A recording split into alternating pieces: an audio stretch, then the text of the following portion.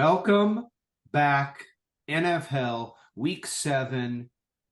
I'm your host, Midwest Jet. This is the show where we predict games, we talk about games, we talk about football, ramble. Basically, it's based around how horrible our teams have been in the last 50, 60 years. Jets, James Marv, Seahawks, welcome. What's up, bitches? I don't feel good, so I'm going to be brief tonight. But he's not wearing any. Gobo. I haven't worn briefs since like sixth grade, man. Like that's just weird. How you doing? Can you guys hear me? Yeah, how you doing? How am I doing? Yeah. I mean, Must be doing real good. He must be doing real good. He's talking. I'm like, oh, how you doing? Me? Clearly, I'm doing amazing. Yeah, actually, yeah. You answered for us. It's been a long week, fellas, for sure. You in a dark place with Aaron Rodgers? Yeah. I have an Aaron Rodgers jersey on. Yeah. He comes out wearing his jersey. Weird. I mean, if I ever do ayahuasca, I'm definitely dressing up like Aaron Rodgers. Oh my. Just so one person that I do it with will confuse me for him when they're like in their height of their they're like, oh my God, I didn't think this would happen. And I'm just going to play it off and be like, yeah, no, I won the Super Bowl. Yeah, MVP. G-Man, Jas, welcome. How you doing? Got one question all show, guys. Should pass interference be reviewable? Fuck you, officials. Let's move on. All right. You know the deal. We start off, we talk about some news, then we get into Tell the Truth. Make sure you stick around and gamble responsibly with Ricky. He'll be giving you his picks this week. We're going to start off with the news. Like I said, you've kind of probably got on the wave of us. We like to start off with prime time. Dion this week, though, the quote I love the most. They ask him about being down 29 or being up 29-0 and losing, and he's all like, "I don't know. I've never been up 29-0 and lost." I'm just like, okay, Dion, yeah, we all know you are the GOAT at corner, but as a coach, I kind of feel like this could be a little Rex Ryan effect.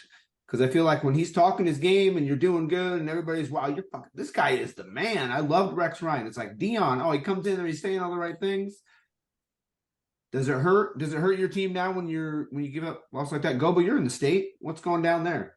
You know, I spend a lot of time trying to figure out what exactly Coach Prime's methods are, and there don't seem to be a lot. It seems like he's got a ton of talented kids on the roster, and it's kind of making me rethink the way I consider college football, because it's like in most scenarios, if you have enough talent on the field, you don't need to have a great coach. I mean, look at Nick Saban. I mean, the guy's not like a master planner. He's been running the same offense for 28 years, but he's got the talent to back it up.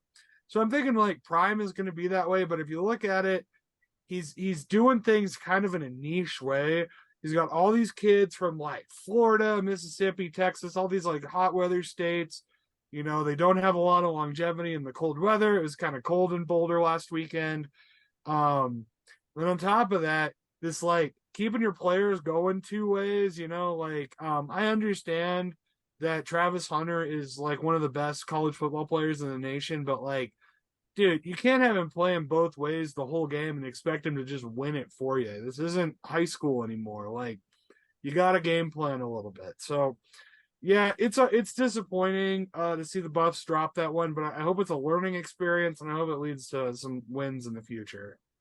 James? I am all the way done with Deion Sanders as a coach. All right? Weeks. I was there for it from the beginning. I loved the story. He became an asshole. And this week is the worst thing that he's ever done. And that is take zero accountability, blamed everything on the players. Every single thing was blamed on the players in his press conference. He says, I bring it 100% every time. All I ask for them to do is match me. What the fuck, dude? This guy is out of his fucking mind. Like I said, this is the worst they're ever going to be. So I'm having fun watching the ship sink because dude has fucking lost his mind. That's it. Jim, anything to add to the? Yeah, Prime's going with the motto, do you want to be great or do you want to be good? And his idea of great is Hall of Fame standard, like literally eat, breathe, while other people do have lives and probably need to get away every once in a while and, refresh. He's in it and in it pretty deep. So yeah, it's an interesting thing. See how long it lasts and if he keeps getting recruits or what happens. But Yep, that's a bad way to lose. Oh yeah. Moving on, we got speaking of old players, Julio Jones signed with the Eagles earlier today. I mean, I'm kind of like Michael Jordan to the Wizards. Anyone? I mean, not even. I feel like that's worse. This is worse than that, right? Jordan actually I'm like, if you're the Wizards and Michael Jordan wants to, you take him now. Right. Yeah. You still take him. It's also like, didn't Michael Jordan like own the Wizards? Yeah. That was a little. That's what I'm saying. He came there. He give me a fucking tutelage. You know what's funny, you guys? I mentioned last week that Atlanta was calling Julio. And then this happens. I was like, oh shit, maybe they did. Well, I mean, when you can't beat playing for you, I'm going to play for a winner. Can't beat the Jets with their top two corners out. Might need to go get another receiver or two. Boom, boom, boom, boom, boom. We'll get to that a later bit. Here we go. What do you guys think about this? Is part of the NFHell for the rest of us, having to put up with shit like that. Right. Well, I mean, it's just honestly like Julio goes to the Eagles. Like, who gives a shit? He's trying to win a ring. I'm surprised any championship contending teams would really take him at this point. He doesn't make them better. No, it's a wasted roster spot. I'm like telling you right now, you got a guy who's running gunner on special teams who makes that tackle for you. He's going to do more than what's Julio. You already got Devontae, you got fucking AJ Brown, you got blah, blah, blah, you got whatever. I mean, there's definitely 5 better receivers on that roster than him.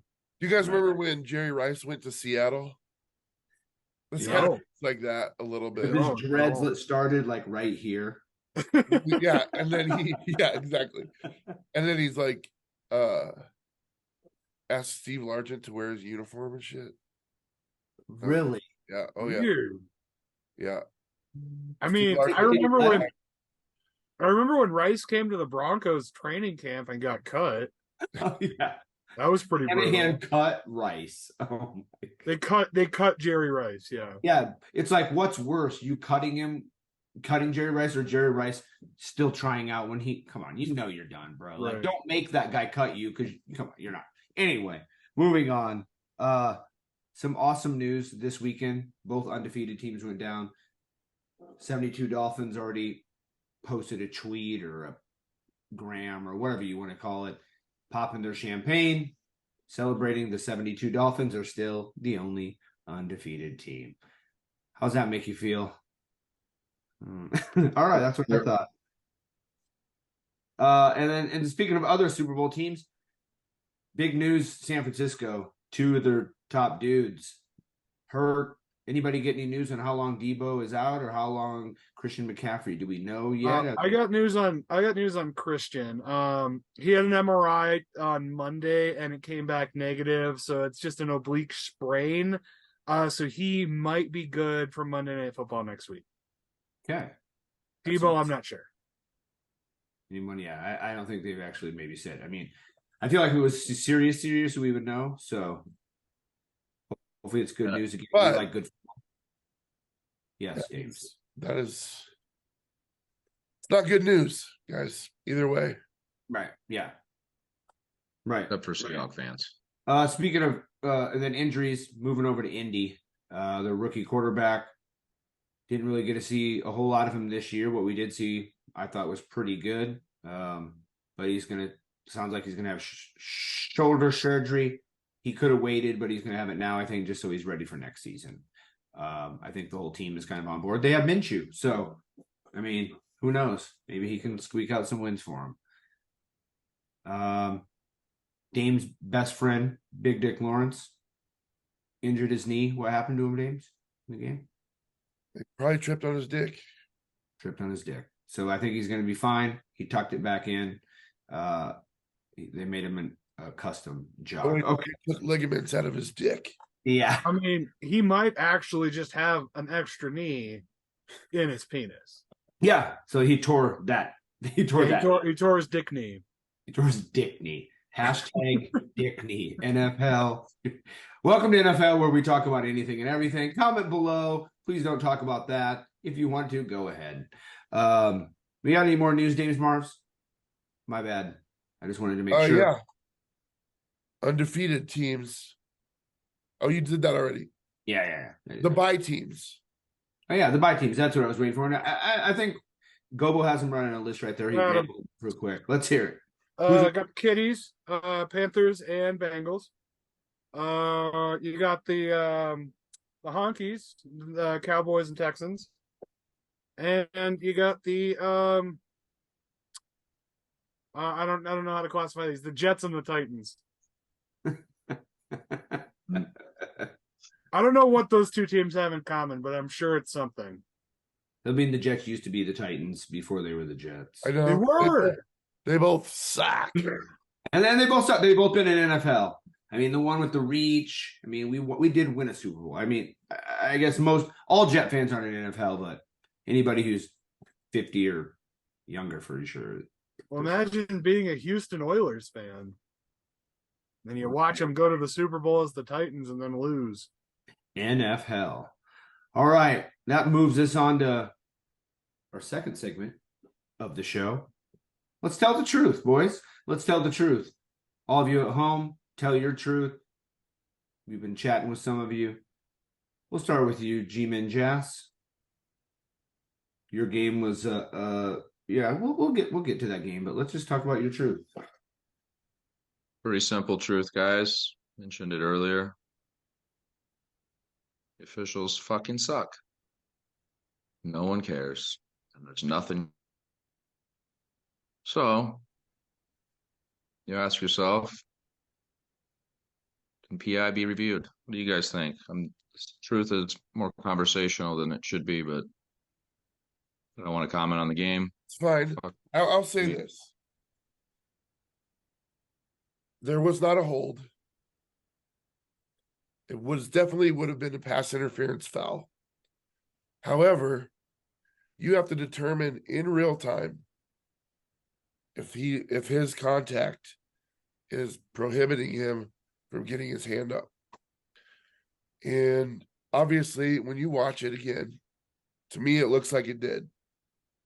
I'm just saying it's a tougher call in real time, which goes to your original point. That's my question. Should it be reviewable? God, dude. Going back to that game, I think it would be very destructive to review it at that point and then have it overturned. That's why I'm saying they can do whatever they want, and there's nothing you can do about it. So, I mean, that was blatantly obvious. You go up with two arms, he catches that ball. He can't go up with two arms because he's getting pulled like this. He does not catch the ball. Easiest call there ever was, real time or not. It was fucking blatant, obvious. They're all right down there in the end zone. You can make the excuses you want. The Bills Mafia, real. Get them to the Super Bowl to lose another one. Fuck you, Bills.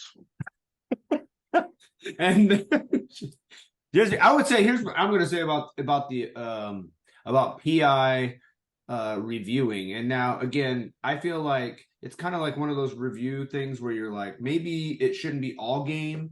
Maybe it can only be reviewed in the last 2 minutes by the booth, or every time there's there's some type of deal where they can, because I feel like, yes, maybe at the end of the game, it's, oh my gosh, but then don't we want the right call to be made? That's why I'm always at. Like, I feel like I don't care if you can if we all look at it, the head official in New York is like, yeah, that is it. We go by that rule. I mean, if they can expedite reviews, they can call to New York, they can challenge plays. Why can't they look at penalties again? Obviously, you're not going to call the hold on the line, but Here's what's confusing to me. Like, I thought they changed the rules so you could review pass interference calls after the fucking Rams Saints NFC Championship a couple of years ago. They did it in preseason only to test it out, I think is what happened that year. Well, the thing is, like, guys, and I'm not even saying 100% we win, but I just want my chance at play again.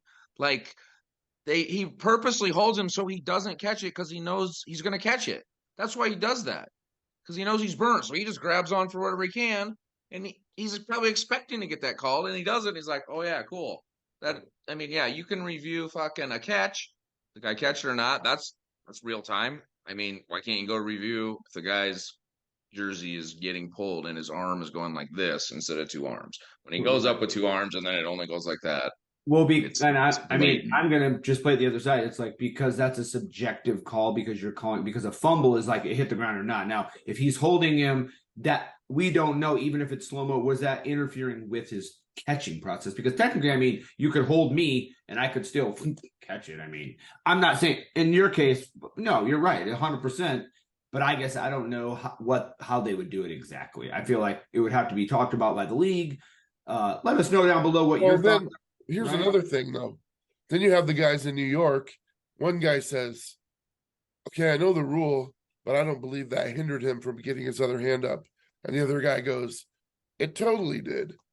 And then you still get a blown call for someone. You know what I mean? Yeah, maybe not on that specific Giants play, but there are plays where they're close. I would say where it could be. Yeah, it's gonna have to be blatant overturn, just like a review where if there's not enough and what you called on the field was no penalty, and then it's not obvious that it is a penalty. One guy out of three says it isn't, then sure, but everyone knows that was a penalty. That's what I'm saying. The blatant, obvious ones where like you just purposely hold a guy because you know and like lose.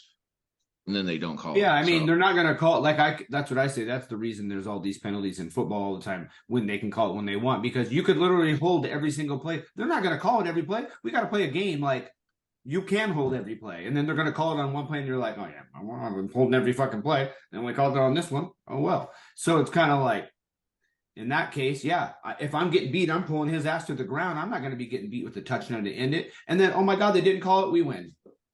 Yep. So anyway, we can talk about this till we're all Giants blue in the face, but we're going to move on. James Mars, we'll let you go next with your Let's Tell the Truth. I'm not really going to address anything with the team this week. I'm going to look the fucking 12th man right in the eyes and say, fuck you, you pieces of fucking shit. And I'm going to tell you why. I don't know if it's a race thing. I don't know what it is. But the fact that you fuckers are calling for Drew Lock at this point, like more than 50% of you, fuck off. Okay, there are no undefeated teams in the NFL right now. Everyone has at least one loss. We have 2 losses, and you're calling for Drew Lock? Give me a fucking break. My truth is, Seahawks fans, I thought the 12th man, okay, and when they're in the stadium, they're one of the greatest fan bases in the history of this game. But these motherfuckers that are out here on the internet, and I don't even know why I bother engaging with you, you just make us all look stupid. So stupid. Like, we've got this guy, Murph from Top Billin'. I don't know if you guys watch him. He's one of the best coverage guys on YouTube, breaking down film. He's about to stop covering the Seahawks because our fans are so fucking stupid. That to me would be tragic, because I watch that shit every week, good or bad. I watch it every week. What? Geno Smith is not the problem. I'm not saying he's going to take you to the Super Bowl, but we ain't going to the Super Bowl this year. So get it out of your head that Drew Lock. And how many games are you going to give him? Then he's going to come. Lock. All right. 3? If he loses 3, your season's over. You know what you have in Geno Smith. There are like 4 tiers of quarterbacks. Last year, Geno Smith finished in tier 2. Okay, there's like 5 elite quarterbacks in the NFL. Every other team could upgrade. But Drew Lock? Fuck up! Shut up! Shut up, you idiots! That's it. You're an idiot. That's my truth. Oh, yes. All right, up Yes. third in the lineup, Gobo. You got to follow that. Here we go. What is your Packer truth coming off a bye? I mean, it's kind of I'm happy Drew Lock is not on our roster. I saw them. I saw him in Denver here for many years, and yeah, he fucking sucks. So yeah, no, I don't care what anyone says. Gino is the better option. I don't care. Gino could throw 8 interceptions next week, and they shouldn't switch. But so I agree with James. My truth, it's an easy one. We had a bye, so I didn't. The team, I hope they got healthier. I hope they got their shit together a little bit. Brutal loss to the Raiders. And we got a big, very important game on Sunday against the Denver Broncos. My truth is that I am terrified that there could be a recreation of the sad Packers picture because I'm in the same seat, same scenario, except reversed. Last time I went, both teams were very competitive. This time, both teams are both struggling. Packers should win, but they should have won the Vegas game too. So I don't know what to fucking think. So that's my truth. Is I don't know if we're going to beat the Broncos. All right. Let us know your guys' truth down below. What do you like or not like about your team? It doesn't matter what your truth is as long as you are telling the truth. I will go last but not least. My truth is going to be for the third straight week, I believe, Zach Wilson. Basically, it's going to be, do I trust him? Am I believing in him? Is he getting better? Do I think that he is not making those mistakes? Seeing is believing, James. And this week, again, we'll get into the game in a little bit, but he played a really good game. A couple of those passes he made were amazing. Obviously, he still has things to work on, but my truth is I thought the Jets would be 3-3 with Aaron Rodgers, maybe 4-2. We're 3-3 with Zach Wilson. So my thing is I'm still a little worried about him just because, he's still young. I don't know exactly what he can do, but my truth is I'm starting to believe in that kid. It's my truth. JETS. All right, let us know your truth. Like I said, don't forget to stick around to the end when we hear Ricky tell us his truths, his picks, and Ricky's picks. And before we get to our recap, crazy thing, guys, this week, we all finished with the same weekly record. I think that's the first time in NFL. 8-7, 8-7, 8-7, 8-7. Yuck. Mess. Right, and it's funny because, some of the same, but then we have gaps and things like that. So anyway, Jas, you're still in the lead. Gobo in second. Dames and I are coming in second, third and fourth. Dames, we're 52 and 41 each. Jas is 55 and 38, and Gobo is 54 and 39. Let's go. If you guys are keeping track at home, let us know your record. We saw that Cracker Jason Cracker, whatever you want to call him. What was my record this week? You're 8-7. 8-7. All of us. How did that happen? How did I get it wrong? I have 10-5 on mine. When we go through these games, I guess I will let you know, and we'll find out. That means switching to Houston, right? Yep.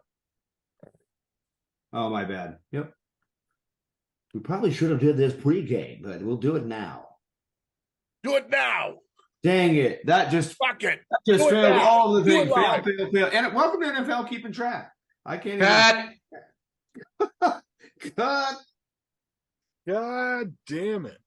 God damn. So then what? You went 9-6. Yes, you did. Fucking amateurs. We'll get it as we go. Yeah. We'll get it as we go. We'll I was update like, that. yeah, for is you. there a It'll be on the statistician screen. in the house? Wants a job? Oh, keep yawning. I'm sorry, guys. All right, starting out Thursday Night Football. Coffee. Denver, KC. I was pretty shocked. I thought Denver's defense played pretty good. They were in the game for a little while. Sean Payton's a moron. And Kansas City still did what they needed to do to get the win. I just feel like at some point we keep saying it. Russell Wilson and Sean Payton, something's got to give. Either they're going to have to start meeting together and becoming best buds and getting this ship in the right direction, or one of them's going to go. What do you guys think? G-Man, what do you got on that? What are you thinking? I think both of them should go, but that ain't going to happen. So we'll see where the season takes us, but we all probably picked the Chiefs, I would imagine, and no one expected Denver to win. They did keep it close, but I don't have a lot of thoughts on Denver being real good all year. So the fall in the quarterback or the brand new coach, you think they'll give coach his choice of a rookie to work with the rest of his career, and bye Russell. So suck. Gobo? I mean, I think the Broncos played their best game of the season and still lost by multiple scores. So that just kind of goes to show you that, like, they're kind of like, if there was like, if it was like professional soccer where there was demotion for playing badly, I think the Broncos don't really deserve to be in the same league with a lot of the teams in the NFL. James? I have it on good authority that by the end of October, this Denver team will be completely blown to pieces. Shipping people elsewhere, trying to get draft capital, trying to shed payroll. They're going to be bad the rest of the year. Yeah, I got it on good authority. Jerry Jeudy and Patrick Surtain are headed elsewhere. Oh my God. Who wouldn't want Surtain, I feel like. Damn. Oh my, yeah, he's a superstar. He's the best player on that team. Judy, no thanks. Yeah, I mean, shit, I'll take him in Green Bay. Yeah, I mean, that's true. Yeah, you're right. I guess I shouldn't. I was gonna say. Never mind. My bad. Guys, my bad. NFL. All right, Baltimore, Tennessee, and Germany. Baltimore. It was in London. I was in London. Yeah. Oh, I thought last week we said it was in Germany. Fucking amateurs. I was mistaken. It was, Germany's best friend in World War II. Okay. Well, yeah. We'll just slide that on over for that. All right. Anyway, Baltimore took care of business. Us three, besides Dames, took Baltimore. Yeah, I got greedy. I think we all three went first, and we all took when you're like, you know what, you're gonna try the old. You were trying season 1 NFL Dames Marvs, where you pretty much did that and got the win like every time. Wild card, bitches. I don't really have a lot to add to this game either. I feel like kind of went how we all thought.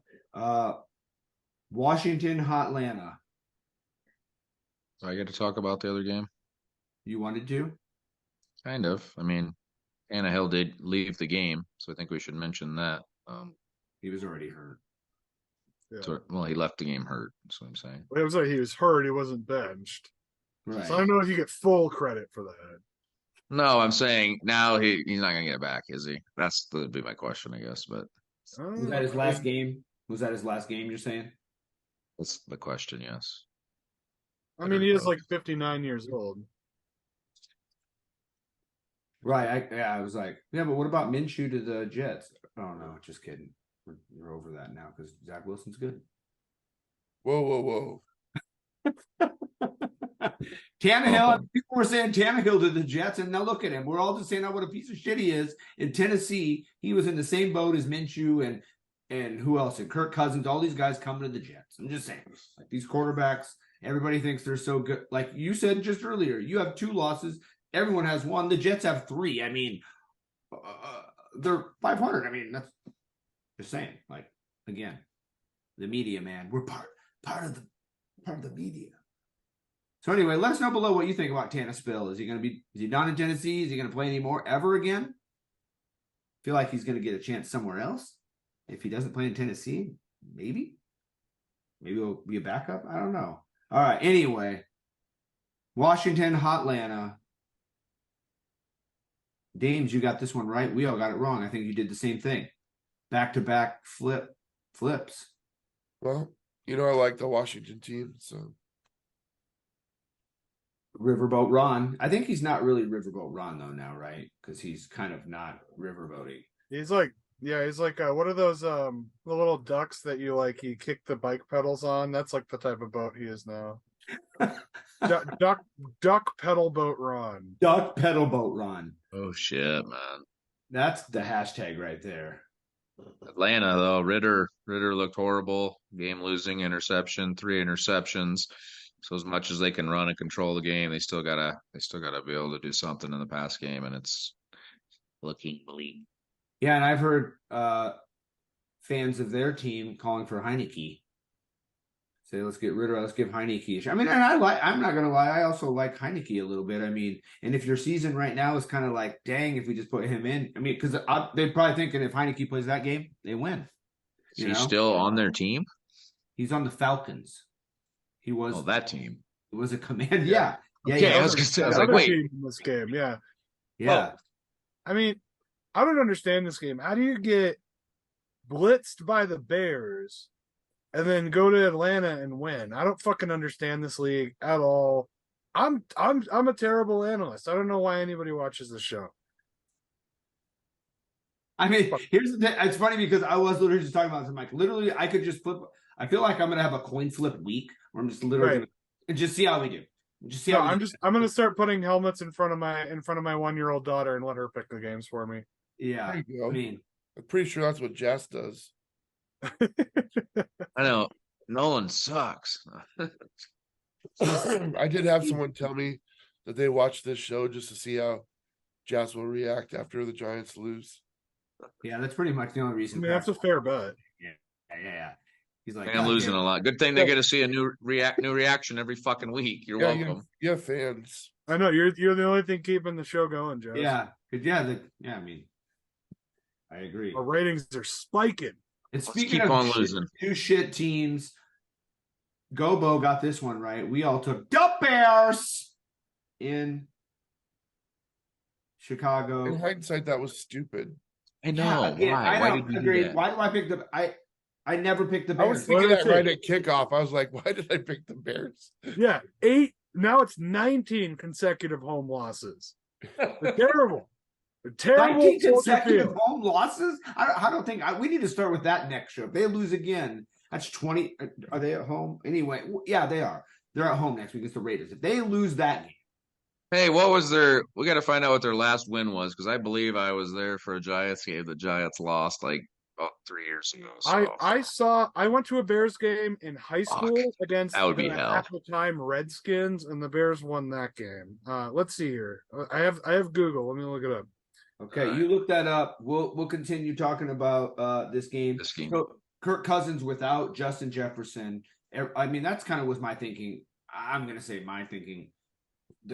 Their defense sucks. Maybe Fields would be able to actually run on that team, throw around on them. Kirk Cousins with no Jefferson, not much of a run game. I guess they proved me wrong. It's the NFL, and every team's pretty good. It's just, doing what you need to do. And I just still can't believe the Bears of all teams, like, you think they need a win. They're at home. Like, no. Fail. Dames, you got anything to add to this game? Nope. G-Men? Yeah, piggyback off of my brother here.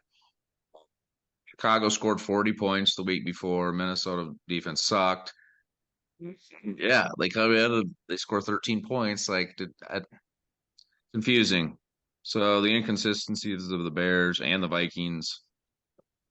Watch the Vikings reel off 4 straight without Justin Jefferson, just something stupid like that. Like, what is going on? Right, NFL, dude. I mean, I'm sure as a Vikings fan, you're thinking, oh, we don't have Jefferson. This is going to start. The Bears are like, oh, we're going to win. They lose. NFL. The Vikings, I guess maybe they're getting better. We'll see. They do have the highest paid tight end in the game. Hawkinson. Do they really? Yeah. I mean, I don't know why you would pay him the most when Kittle's out there. Anyway. Seattle, Cincinnati, Seattle. James. We'll see. Who took Cincinnati? G-Men. Oh, I did. Yeah, let him go first. I was like, yeah, let's hear from the winner. Yeah, let's hear from Joe Burrow. Maestro. Why I took the Bengals over the Seahawks? Yeah. Basically because I felt like they were starting to get in their groove and looked okay. So at home, defense looked really good the week before against who did they play last week? Arizona. Oh yeah, Arizona, which I guess a lot of teams' defenses look pretty good against them. Anyway, no real reason other than at home, and yeah, they're looking decent. So they squeak out a win, and I think they go to 3-2 or not sure, but Then they play the 49ers. anyway. Oh yeah, because they got 1-2 in a row. You're right. Yeah. Yep. All right. I did finally get my Google to work. It is only 10 home losses in a row for the Bears. Iowa's mistaken. Their last win, September 25th, 2022, they beat the Texans at home. Was the last time the Bears won at home. I'm going to be a season ticket. That would suck. The record is 14 home losses in a row, set by the 77 Cowboys. And so, yeah, let's get it, Bears. Yeah, come on, man. You can do it. Let's do it. All right, moving back to the Seattle game. Jimmy picked them. I picked Seattle. I just thought, Can I go now? yeah, they're better team. Yeah, I mean, we were going to let you go first. I guess we should let James talk about his team. Yeah, here All we right. go. Here we go. So it was a really good game, you guys. Our defense balled out after the first drive we scored instantly, then they scored instantly. Then we got them in a 4th down and 3, and Jared Reed jumped off sides when they were trying to fucking get us to jump. Let them keep going down the field. They scored again, and then all they got was a field goal after that. So their first 2 drives, they score.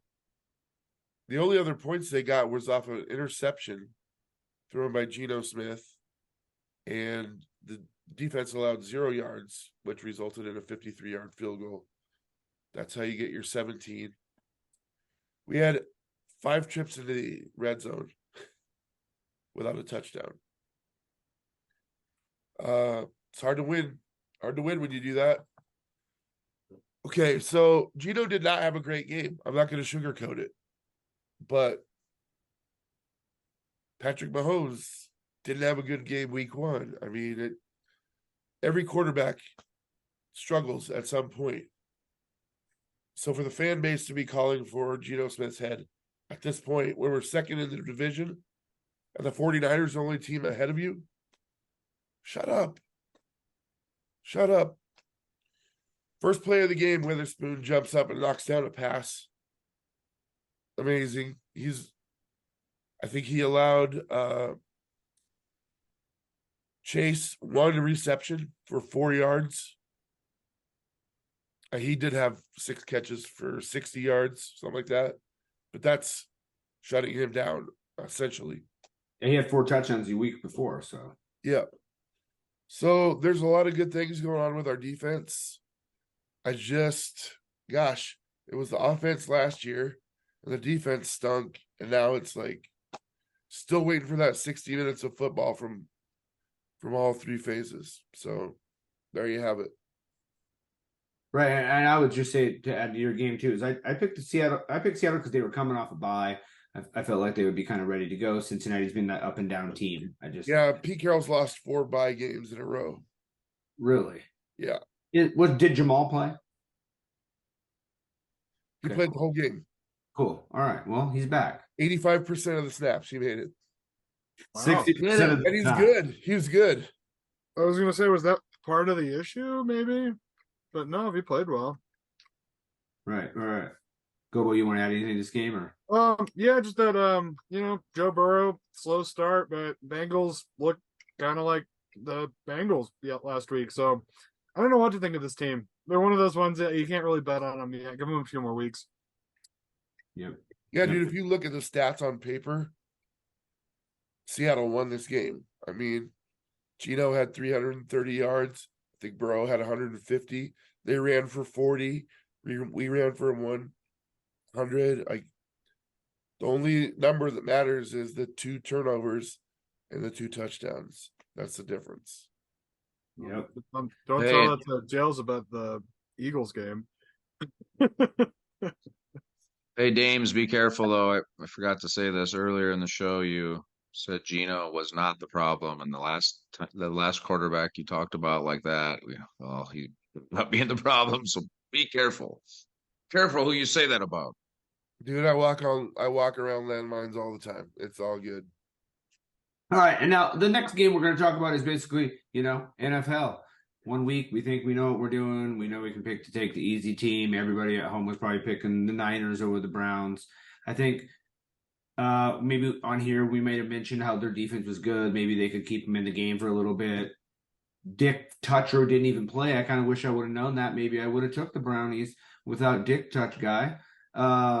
So what a shock. But is this the Niners coming back down to earth? Was it the injuries? Maybe they got Purdy. Maybe all of those things are true. A lot to unpack with the Niners losing to the Browns. We'll start with G-Man Jass on this one. What do you got? I mean, first off, those brown fucking helmets, the Browns, their helmets.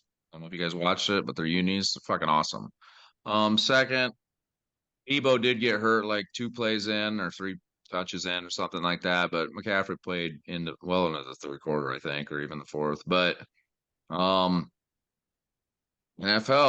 if you're a 49ers fan, you think, holy shit, who's after this game? This should be a pretty easy win.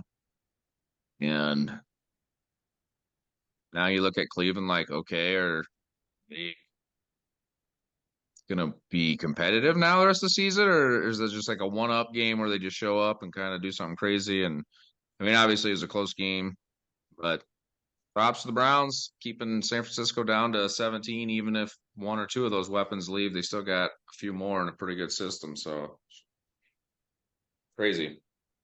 Gobo? Yeah, the Elves showed up, man. Did not see this coming. The 49ers up through the first, 5 games of the season just seemed fucking invincible. And so yeah, to see them kind of come down to earth a little bit is, I don't want to say refreshing, because I really like this squad. I really I really kind of like the makeup of this team. I think it's well put together. But yeah, honestly, I mean, it's the NFL. You're gonna have a bad game. You're gonna have some injuries. You're gonna have some adversity. And it's still, the Browns got guys like Myles Garrett who can just fucking punish you, man. And that's what he did, and that's all that they needed. So yeah, Cleveland gets a 30 win. James Marves. Saturday night, Dean and I were out of town at a conference, and we got to the hotel room about 11:30, put on NFHell, was watching it, coverage. We got to that game, and we both looked at each other right at the same time. We're like, that game could go Cleveland. I don't know why we both said that, because the show I did not reflect that thought at all. But we both looked at each other like that game is one to keep an eye on. Everyone seemed so certain. It's like, yeah, okay, let's not get let's not exactly. get crazy. Well, it's just like, there's no way that we could. I mean, can you imagine anybody ever going 100%? No. It's just impossible. It's not possible. Yeah. Right, especially call bullshit flags at the end of a game. Yes. Well, that might help you. That might help someone though. That might help someone. Right. I needed that. So Help all you guys picking the fucking Bills. That's who it helped. what happened when Purdy lost a couple of his weapons? Yeah, he threw a pick at the end too. It looks so good. Right. But I'm not ready to be like, haha, I told you so. Because his kicker did miss 2 kicks that would have won him. Yeah, they should have won it with a kick. Yeah, it was a road game. Yeah, Forgot about that. Forgot about Moody missing the game-winning kick. So yeah, like So technically, kicker. Special teams let you down. All 3 phases, man. Got to play them all 3. All right. You got to look at it this way, though. When you go back to the Seattle game, like the last play of the game, it's like 4th and 7, 4th and 8 from the 9-yard line. Touchdown wins the game. Gino gets sacked because they're in his face. Well, he didn't get sacked. He barely got the ball away. It's like, what do you want him to do? You know? Right. Yeah, I know. It's like So sometimes the other team called a better play than your team. And right. maybe. So I gotta give Purdy the same leeway. But we'll see. I still think the tape is out on him. He is a human. He is a human. He is not perfect in regular season anymore. Yeah, good to know he's a human now. So that's always refreshing. All right, moving on to Houston. The game I effed up on with Dame's score. We'll get that situated at the end. VT is probably pretty happy. We all three took the Aints. Dame's Mars, we'll let you start this one. Yeah, guys, it was a hard game to pick to begin with for me. But you know this, I didn't think that Houston could go on this trajectory where they just keep going up and up. But they were terrible last year, which means they have a soft schedule this year. Starting to show. I still believe that just because they're winning, their trajectory is more like instead of this, you know. Right. So when I had originally picked New Orleans, but when I saw that you guys all picked it, I just made the switch because I was like, it's possible. You're welcome. You're welcome. Right, and I'm going to say, I mean, again, I think we all kind of just picked the Saints because Houston. I mean, we were with you. It's like Houston. Is he that guy? Like the Saints have a pretty good defense. I'm also like, I feel like I flipped. This is a coin flip. Like, I wasn't really much into that game. Gobo, your thoughts? I mean, logically, it doesn't make a lot of sense, but I'm not terribly surprised. CJ Stroud, I mean, kid's got it. He's definitely, he looks like an NFL caliber quarterback. And yeah, I mean, it's going to be interesting to see where Houston goes. I don't think they're going to be like a playoff team this year, but next couple of years, man, they could be a contender. So good on them. We'll see how their drafts go. But yeah, I did not see them pulling this one off at all. He actually looks like Jaden Smith, which does not look like an NFL quarterback, but whatever. That's beside. Well, I don't know. I mean, CJ Stroud could walk into my house right now and I probably wouldn't know who he is, but you'd be like, get out of my house, Jaden Smith. I know. I'll be like, bro, like your dad though. My son's name out of your mouth. G-Man, thoughts? Keep in mind. Guys, I want to stop looking at just the previous week and picking based off, the Saints winning 34-0 the week before. Like, okay, Houston is improved, but they'll come in and they'll take care of them now. So, note to self, stop looking back to last week. Houston might just squeak its way into who knows where by the end of this year, and they'll have a rookie in the playoffs, which doesn't happen very often, but there's a lot of season left for that. But Derek Carr is what he is. You think he's just inconsistent. He can get hot, but then he can do this. He's hurt. He's not hurt. Taysom Hill, they don't use enough. Dames, what do you got any other thing to add to this game? All right, let's move on. Indy, Jacksonville, BDL. James Mars, let's get it started with you. Easy pick. In my assumption. We're all like easy pick. Gobo's like son of a biscuit. Did I pick the Colts? I didn't pick the Colts. Yeah, you did. No. Mm-hmm. You did. 31-28 Colts. Fuck. NFHell guys at home. Why did you? I could have sworn I picked the Jags, but okay, that's fine. I believe you. Right, I didn't write it down. Right. I mean, we can go back and rewatch last week's episode of NFHell to see if Gobo what he picked, and then I probably fucked it up. So I mean, it's like throw the red flag challenge. Yeah, throw the red flag. Unreviewable. But yeah, no, I mean, I should have picked the Jags if I didn't, because this barring any incidents. Well, maybe I thought they'd get knocked off their perch a little bit after their two in a row wins in London. So yeah, maybe I did pick the Colts. That's exactly what you said. You said they're coming back to a shitty city. They're gonna have all kinds of lag. Oh yeah. Yeah, fuck Jacksonville. It's all coming back, all coming back. All right. Well, anyway, I feel like Jacksonville actually, at the beginning of the year, we were like, they're going to be good. They played okay, and then they kind of went down. I feel like maybe they're getting in their stride, like they're kind of getting it back. They did this last year. Yeah. Right. So I feel like now they're going to be up there. And now I'm thinking about the AFC. I'm like, you got Jacksonville. Who knows with Cleveland? You got the Browns. You got the Dolphins. You got the Bills. You got the Chiefs. Those are some really good teams right there. Not to mention teams that are maybe lingering around as well. Oh, yeah, I mention Miami. That's the game we'll go to next. Carolina at Miami. We all got this one right. This is another one where we're like, oh, look, let's pick this game. It's easy. G-Man? It was very easy. I picked it exactly for my third perfect pick of the season. Thank you. Thank you. Thank you. How many do the rest of you guys have? Oh, that's right. Big shout out to Ernie at work. He watches. He loves the show.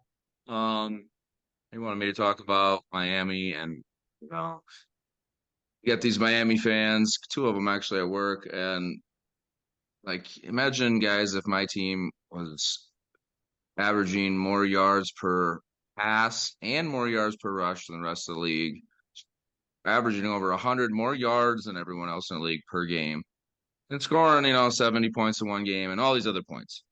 Like, I would be floating around. I'd be on a cloud, and everyone would be sick of me talking about how good my offense was. And Ernie over here is like, well, my defense, blah, blah, blah. And I'm just like, dude, I don't want to fucking hear it. I'm in NFHell. You don't get to whine about your fucking defense, because when you're scoring 40-some points a game, anybody's defense can win that game. So, Miami, congrats, you're rolling. Fucking the old timers got to drink the champagne. The new guys are probably out drinking something good every night after those wins. So, Tyreek Hill is now on pace for 2,300 some yards. He hasn't played the Jets. He plays us twice. Last year we shut him down both games. I'm just saying, can he keep that up against us? No, he can't. So he hasn't played. Let's wait. Let's wait till we give him 2,000 yards.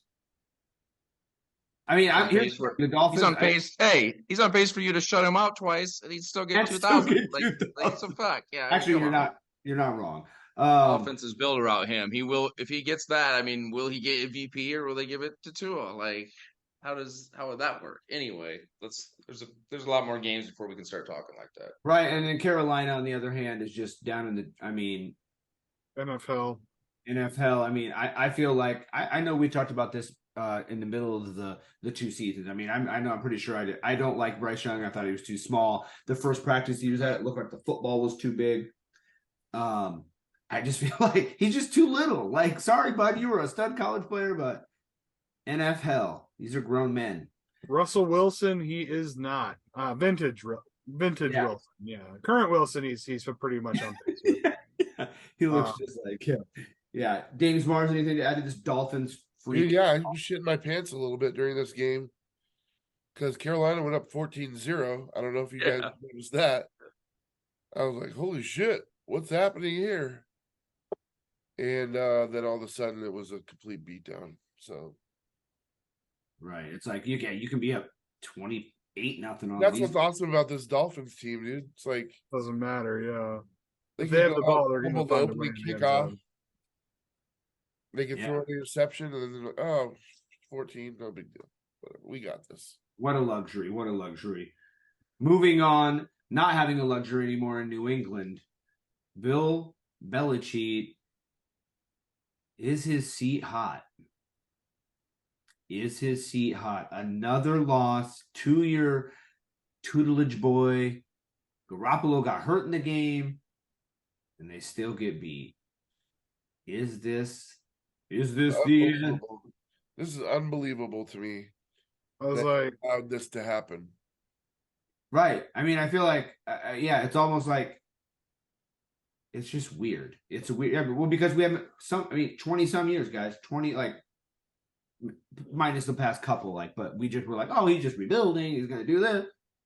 No, Mac Jones is not the answer. He's gone. They don't have a running game. They don't have any receivers. They got their defense is okay, but they have injuries. Their scheme doesn't like. I think Gobo touched on it last week about how it doesn't work anymore. He hasn't like evolved. You know, yeah, you're a good coach, but you still need to. There needs to be a little give, not just all. No, I heard somebody on sports radio say this today, and I hate to keep talking about Pete Carroll and the Seahawks, but Pete Carroll has been challenged Talking four about times. do you really hate that? He pivoted from good Russell Wilson to bad Russell Wilson to no Russell Wilson to Geno Smith.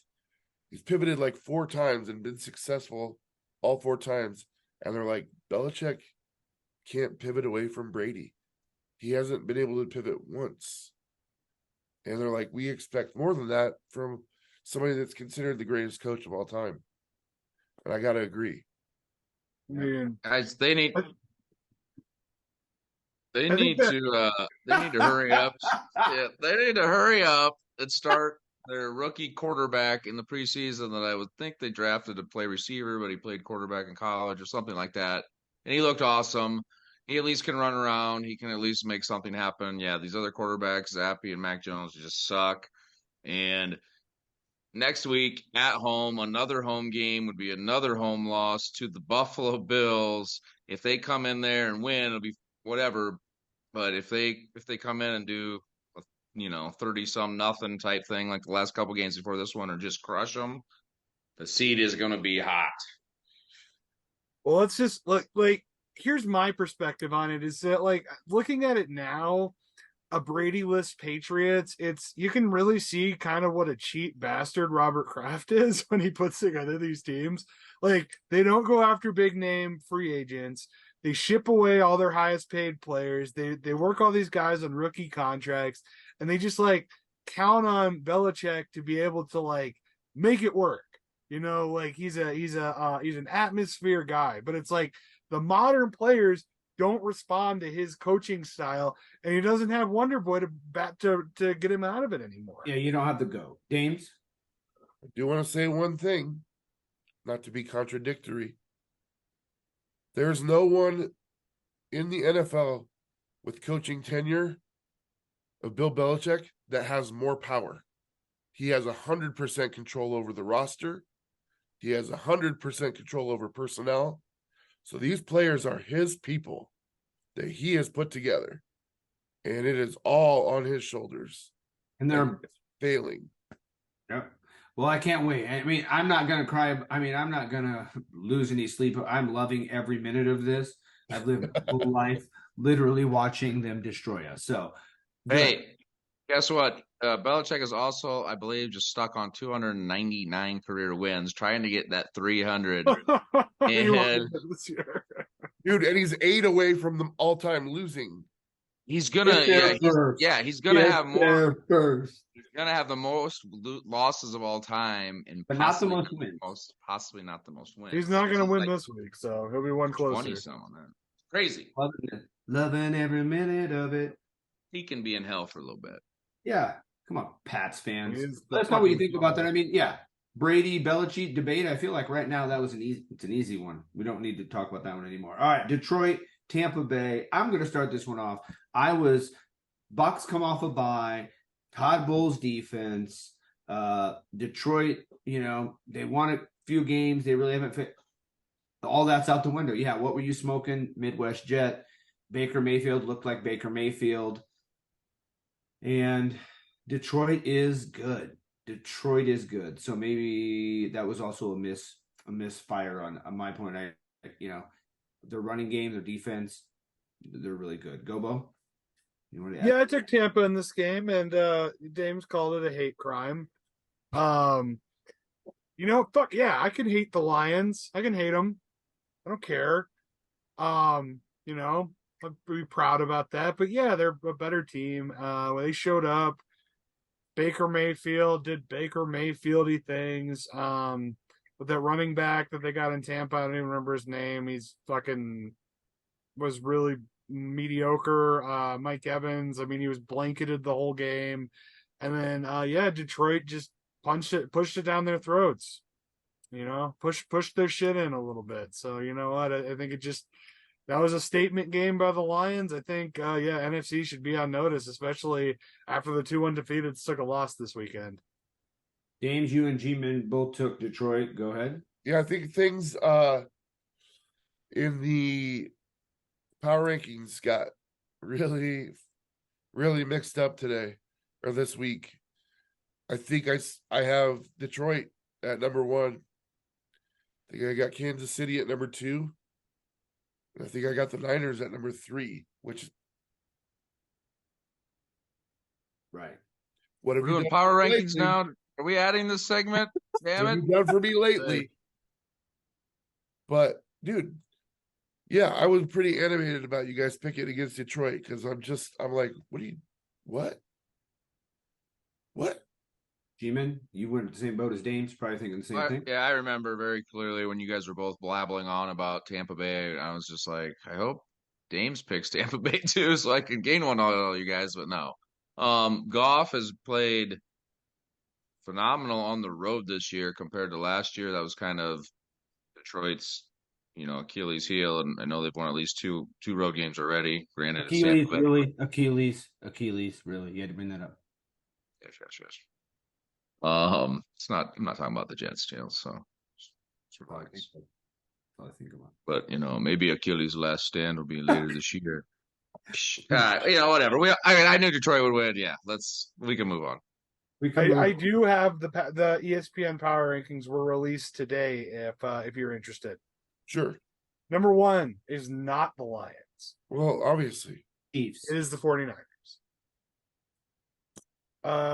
2 Kansas City, 3 Dolphins, 4 Eagles, 5 Lions.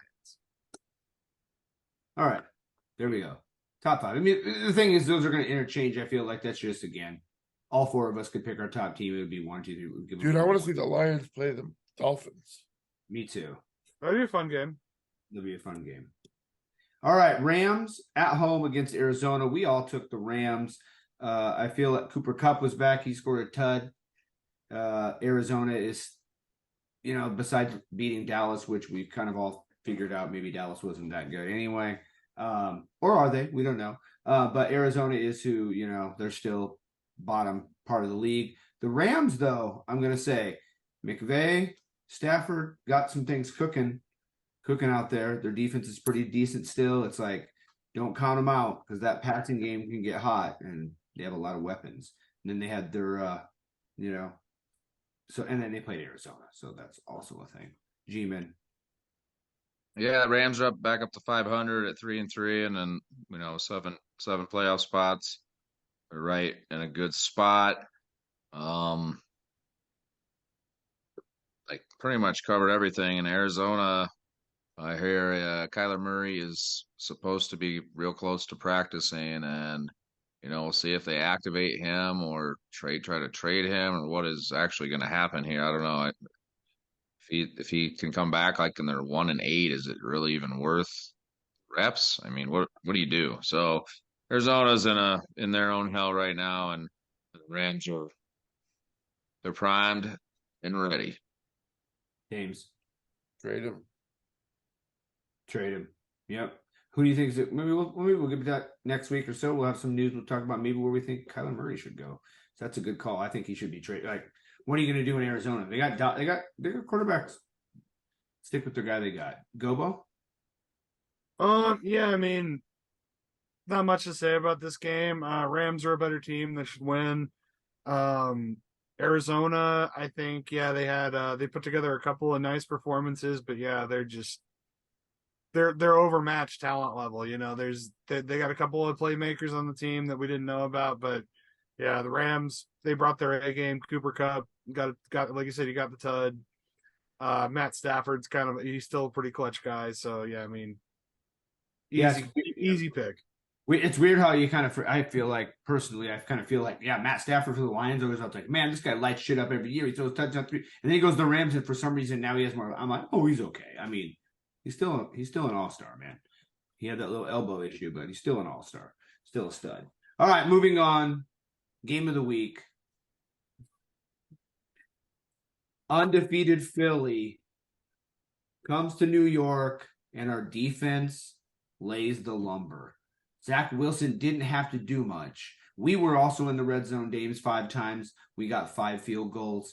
I feel like I touched on this at the beginning of the NFHell season is the Jets needed to score more touchdowns with Aaron Rodgers. We would be doing that. If we go to the red zone 5 times, we score 2 touchdowns.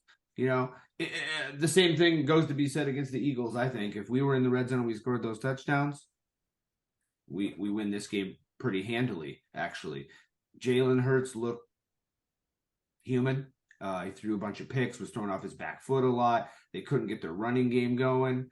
The Jets defense has pretty much shut down Josh Allen. Now we've shut down Jalen Hurts. We shut down Mahomes. If our offense can start getting anything going, I feel like the Jets are trending this way. We have a bye week, get everybody healthy, come back. Also, I saw Aaron Rodgers was thrown on the sideline already. Seeing is believing. Dame, seeing is believing. Can't wait. Got a bye week. Ready to get healthy. Super excited coming out of that bye week. G-Man Jass and I have a head-to-head matchup.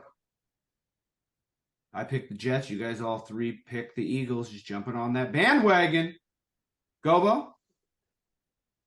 Yeah, it's hard to win a game when you turn the ball over 4 times. Jets defense is great. I don't think there's any debating that. I think that they got a lot of talent on the defensive side of the ball. They got a couple of big playmakers on the offensive side of the ball. Breece Hall is a monster. The Jets are a formidable team. They just got a shitty quarterback. So Eagles made some mistakes. Jets capitalized. They got the win. It was a nice game. Also, I forgot to mention, Sauce didn't play. DJ Reed didn't play. Our top 2 corners. Why aren't you? Sauce didn't play? I thought Sauce played. Well, no. You would know. Yeah. He was basically, they said he was questionable with an illness, probably was going to play the night before, and then apparently he found out Saturday night. Apparently he was either concussed and he was thrown up, or he was just thrown. I don't know all the details. They didn't really let it know, but it doesn't matter because we have 2 weeks now. So, James Marvs. I don't like that you think making this pick was wise and that we were idiots for picking Philly. Yeah. I don't like that you believe that. Well, they got to get beat at some time. Okay, and actually, Dave, I'm glad you brought this up. I would love for everyone to go 2 weeks ago to watch NFHell when I went to that Denver game, and I said, I really want the Jets to beat Denver. That way, and Philly can win. That way, the Jets can knock off the undefeated Eagles at home. And it happened. Yeah, but it was still a pipe dream when you said that. Dreams come. Dreams come real. Dreams come true. But don't act like we're fucking idiots for picking undefeated Philadelphia. Is all I'm saying. You jabroni. Oh, hey, I mean, one of you could have said, you know what, Jails, we're going to stick with you this week. But you didn't. You didn't. It's all right. What a better week. You didn't. G-Man, you got anything to add to this? I mean, I can't believe you picked the fucking Eagles, man. I know. Last year, I don't think I ever picked the Eagles, and they went like 14-2. So I figured, maybe I should start picking the fucking Eagles. And yeah, I mean, obviously, I regret it. I'm glad that the Eagles lost. So, and I celebrated with you. It was a good time. It's a great game, and yeah, you guys can compete with anyone. Just if you can run the ball and stay ahead, then you can't expose Zach. So, we'll see what happens if you get behind early in a game or get behind by a couple scores if he can work a comeback. But what I want to know is, looks good. Continue to live like this. The What's trade that? deadline's coming up. Are you just like, They're keeping him? he's getting better, we're just gonna roll with it? Have you watched? Okay, this He looks week. good. I want you to go watch the game again. I watched it. Yeah, he was a freak. You see those that 2-point conversion throw? I saw it. Okay, I'm just saying. I mean, I'm not saying he's like God's gift or whatever, but if we're going with like quarterbacks, I don't think anybody's saying Zach Wilson's not talented, but I mean, he's just not like talented enough to be a quarterback in the NFL. he has not even started 2 full seasons yet, and he's only 23 years old. Peyton Manning threw 28 picks his rookie year. Troy Aikman went 1-15. I'm not bringing up all those, but I'm just saying, like, nowadays we need to give people time. I'm not saying Zach Wilson, but I do believe he could be great. You have Rodgers there with you, man. He's teaching him I mean, looking at last year, he's getting people to jump off sides because he's doing those cadences. Rodgers taught him that shit, man. I'm just Well, you can't lose this week, so there's can't that. lose this week. And then the next week I played the Giants, so we'll get to that later. Speaking of the Giants, So Can't fucking wait. I know, right? It's gonna be so. Oh my god, that's gonna be tune in and every week to NFL. But when we play each other, Jets, Packers, Giants, see it. We all play. I believe I got to watch that game with you guys. And we all play the Giants. None of us play each other. Oh yeah, Yeah, we play the Giants later this year too. We don't play the Seahawks or the Jets. It's gonna suck when G-Man Jazz has to go 0-3 against us. Yeah, what if you lose All all 3 teams, Jazz? Wait, man. Like, you should have to go. He doesn't show up the following. Fucking out. He's You just out. quit the show. Yeah, If you lose to all teams in one season, you're officially jousted. Yeah, that's yeah. just like that's Peace the fuck out, rule. man. Yeah. The What's hell is. below hell? What's below hell? Yeah. Speaking You of that, want to talk about below hell? Well, Sunday night football.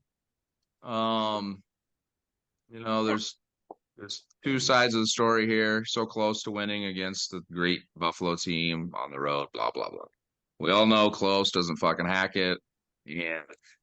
Really comes down to 2 things: the officials completely sucking dick, and 2, our own fault. We kick a field goal in the first half before time expires. That's 3 points.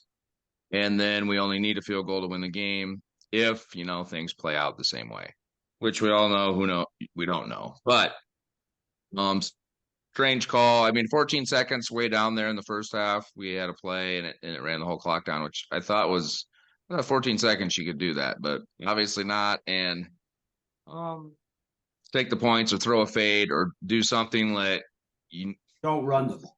The end zone's right fucking there. Yeah, throw it or throw it out. You have 3 plays. Forget about it. Yeah. So when people say, "Oh, should Tyrod Taylor be starting over Danny Dimes now?" and you look at the game and you say, "All right, flip it over. If Daniel Jones was in this game, we scored 9 points. We had 2 opportunities from the 1-yard line in each half to score points, and we scored 0 points, and that was Daniel Jones at quarterback.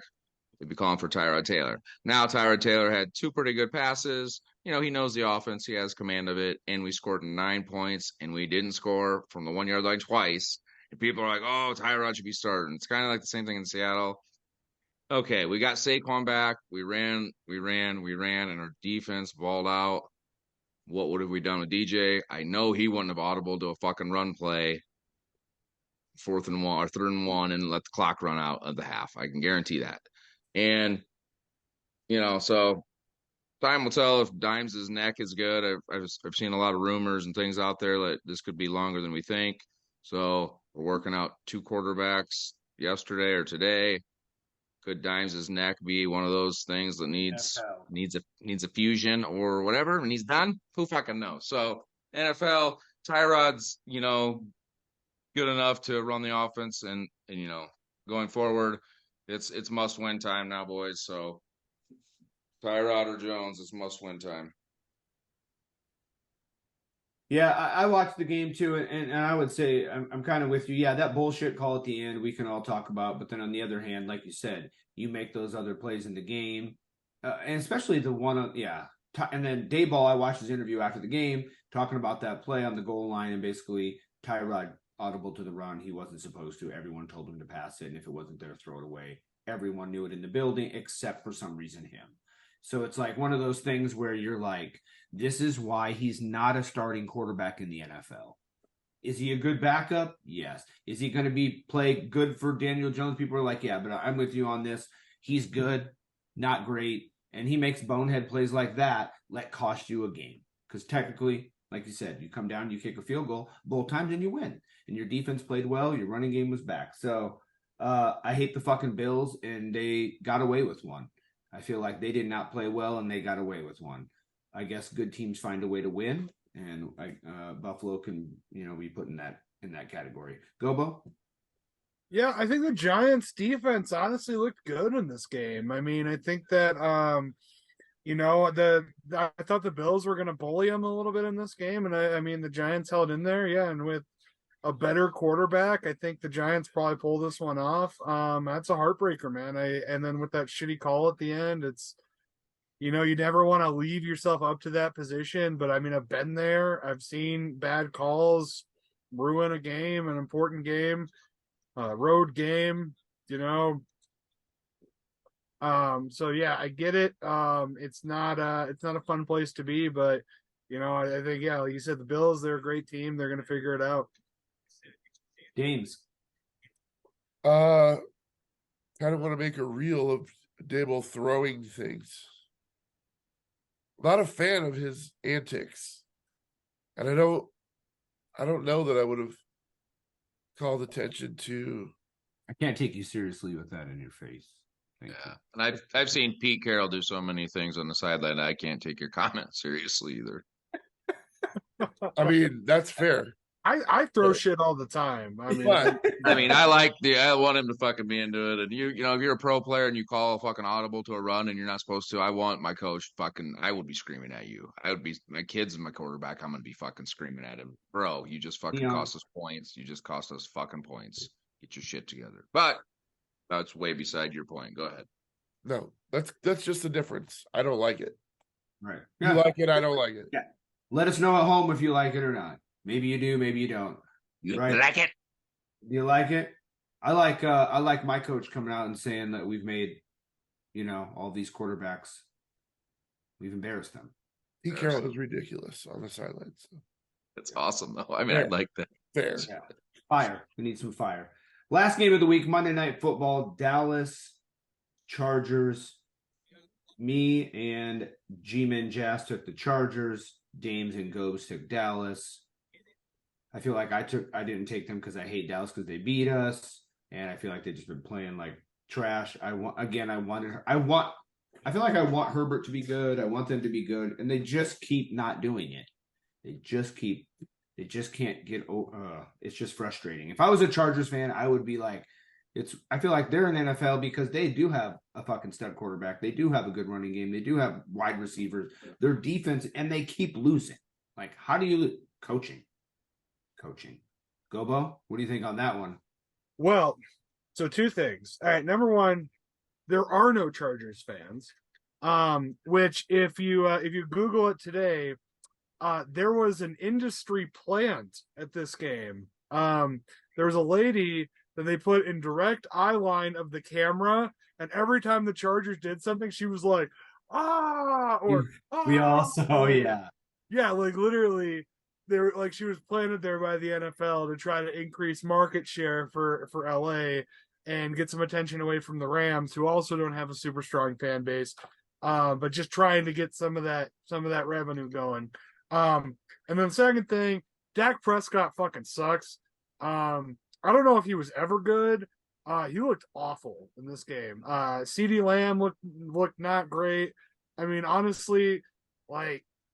You take Dallas's defense and give them like a functional quarterback and some way of scoring points, they probably win the Super Bowl, but they don't have those things, so they might miss the playoffs. They need to get their shit together because the Chargers are not a good team. G-Man, Dallas is your division. What's your thoughts? Yeah, my thoughts are they're very inconsistent with Dak at quarterback. Defense is always going to probably keep them. Is going to keep them in most of their games, and you know, good luck in the playoffs because that's where it comes down to crunch time, and you either have it or you don't. So, does either of those two quarterbacks have it? I don't know. Yeah, I mean, NFL. I'm with you. I just feel like Dak. Yeah, it's like. If Dak is on, if is a big if, right? But the thing is we say, oh, well, when they get to the playoffs. I mean, yeah, he can get to the playoffs every year. And I feel like as a Jets fan, would I want to go to the playoffs? Yeah. But then at some point, you got to say, okay, bro, like it's time. Like you can get us here. You're a good team. We have a good D. What, you know, they won this game. I mean, the thing is Dallas won. It isn't like we're all like, oh, Dak sucks and they lost. We say he sucks and they still win. So, I mean, I wish I had those, you know, those problems. Dallas is still one of those teams I'm not sure. I'm just not sure because I watch them this game. I'm like, their defense again is still good, but it's like, yeah, like you said, consistency with Dak. Do they give Pollard the ball enough? I don't think so, in my humble opinion. Run the ball, man. That was what Dallas was, their strength this year was supposed to be coming in. That's why they got rid of Zeke. It's a Mike McCarthy issue. It's a Dak issue. I think Dak has way too much control over the offense. I'm sorry to cut you off, but yeah, I just wanted to agree with you fervently. Like, yeah, it's bad coaching, bad quarterbacking. It's just they're bad. They're a bad team with an amazing defense. I think what's going to happen is Parsons will be up for a contract after this year. Sorry to interrupt as well. Parsons is going to be under contract, so it's going to be time to say goodbye to Dak because you're not going to be able to afford both of them and anyone else. So changes will be coming. DM? Good. All right, let's do the updated record. I went back and changed it. So I went 8-7. Dames went 9-6. Us other twos both went 8-7. Dames, you're now at 53-40. You're actually one game closer to Jazz, one game closer to Gobo. It's basically 55 for Jazz, 54 for Gobo, 53 for Dames, and 52 for me in wins. So we are all right in anybody's game. Anybody's game at home. I've seen Jason's playing along down below. A few of you others are playing down below. Thank you so much. We appreciate you. This is our part of the show. We move into week number 7. We on week 7 right now? Yeah, we are week 7. Week 7 picks. We start out. We already know all the buys. Thursday night football. Make sure you're playing along below. Ricky's picks is coming up after this. Jacksonville, gone to Nolans. I'll start this bad boy off. BDL. I'm going to go down to New Orleans and get that win. Like I said in this last week, I feel like Jacksonville is a team that's going back up to where they were, and New Orleans is kind of, we don't know. So I'm going to take Jacksonville on the road 23-19 on a Thursday night game. Dame's your boy. Thursday night, you taking him? I don't know if he's going to be playing. You're right. So it's a hard game to call. It's in Nolans. But still going to go Jacksonville. I'm not going to score because I don't want to talk. Okay. G-Man Jess. Yeah, I think I read something today where Lawrence said he felt a lot better than he thought he was going to, and he's trending in the direction of playing Thursday. Jacksonville on the road, they're 4-2, and I think they go to 5-2, 22-20 win. I don't know. New Orleans it's hard to bet on New Orleans, and I did it last week, and I felt it. Here I am. Last week. Right. Gobo, going to go with the trend, or you're going to take the home team? Thursday night's a good home team winner. I mean, I should probably take New Orleans to to offset some of the issues here, but yeah, no, I remember, didn't you guys bully me into taking the Colts last week? That's what fucking happened. You guys pressured me into doing it. Yeah, you sure you don't want to take the Saints here? Yeah, fuck you guys. No, 27-23. Dick Knee Lawrence gets it done. All right. A pretty good matchup. I think a lot of people will be tuning in this next game in Baltimore. Detroit comes to town. I feel like this is going to be a great game to watch. I'm going to definitely be tuning in with the Jets on a bye. I'll be able to just flip through all the channels. Jolly old time. I feel like Detroit's going to keep rolling in this one.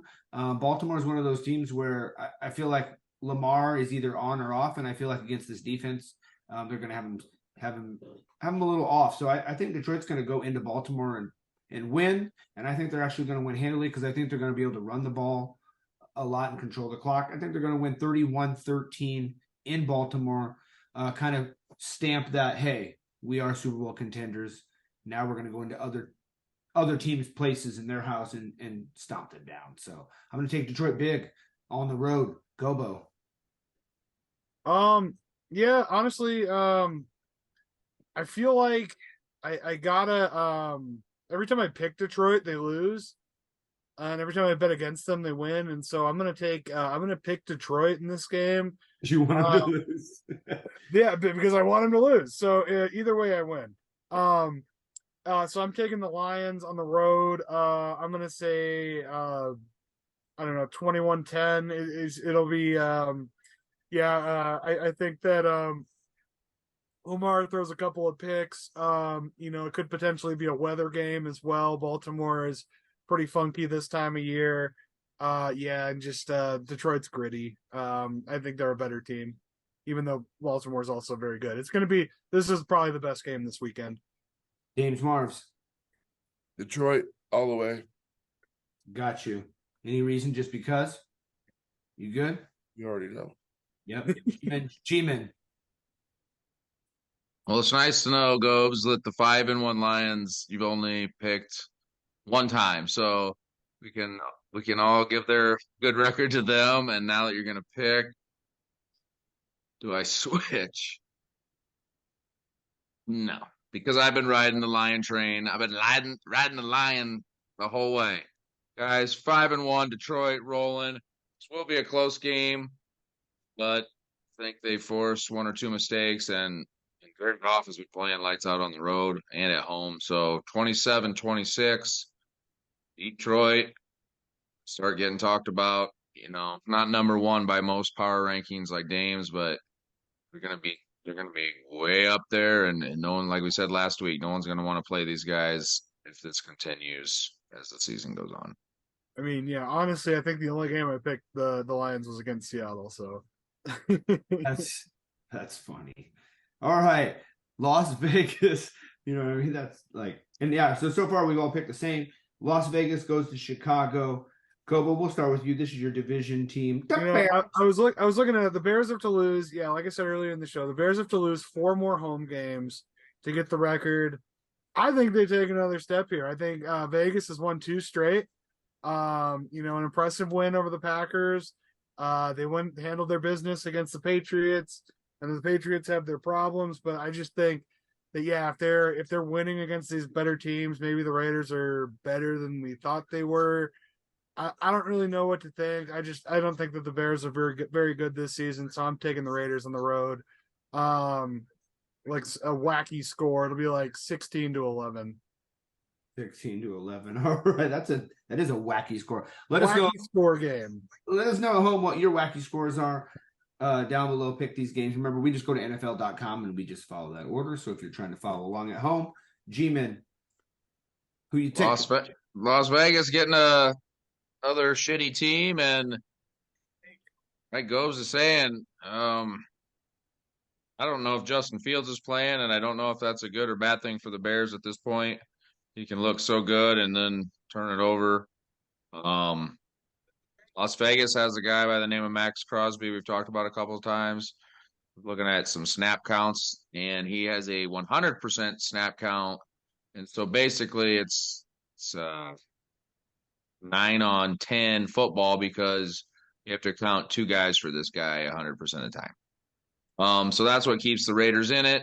The rest of their defense sucks, but it's a numbers game at that point. And they run the ball with Jacobs.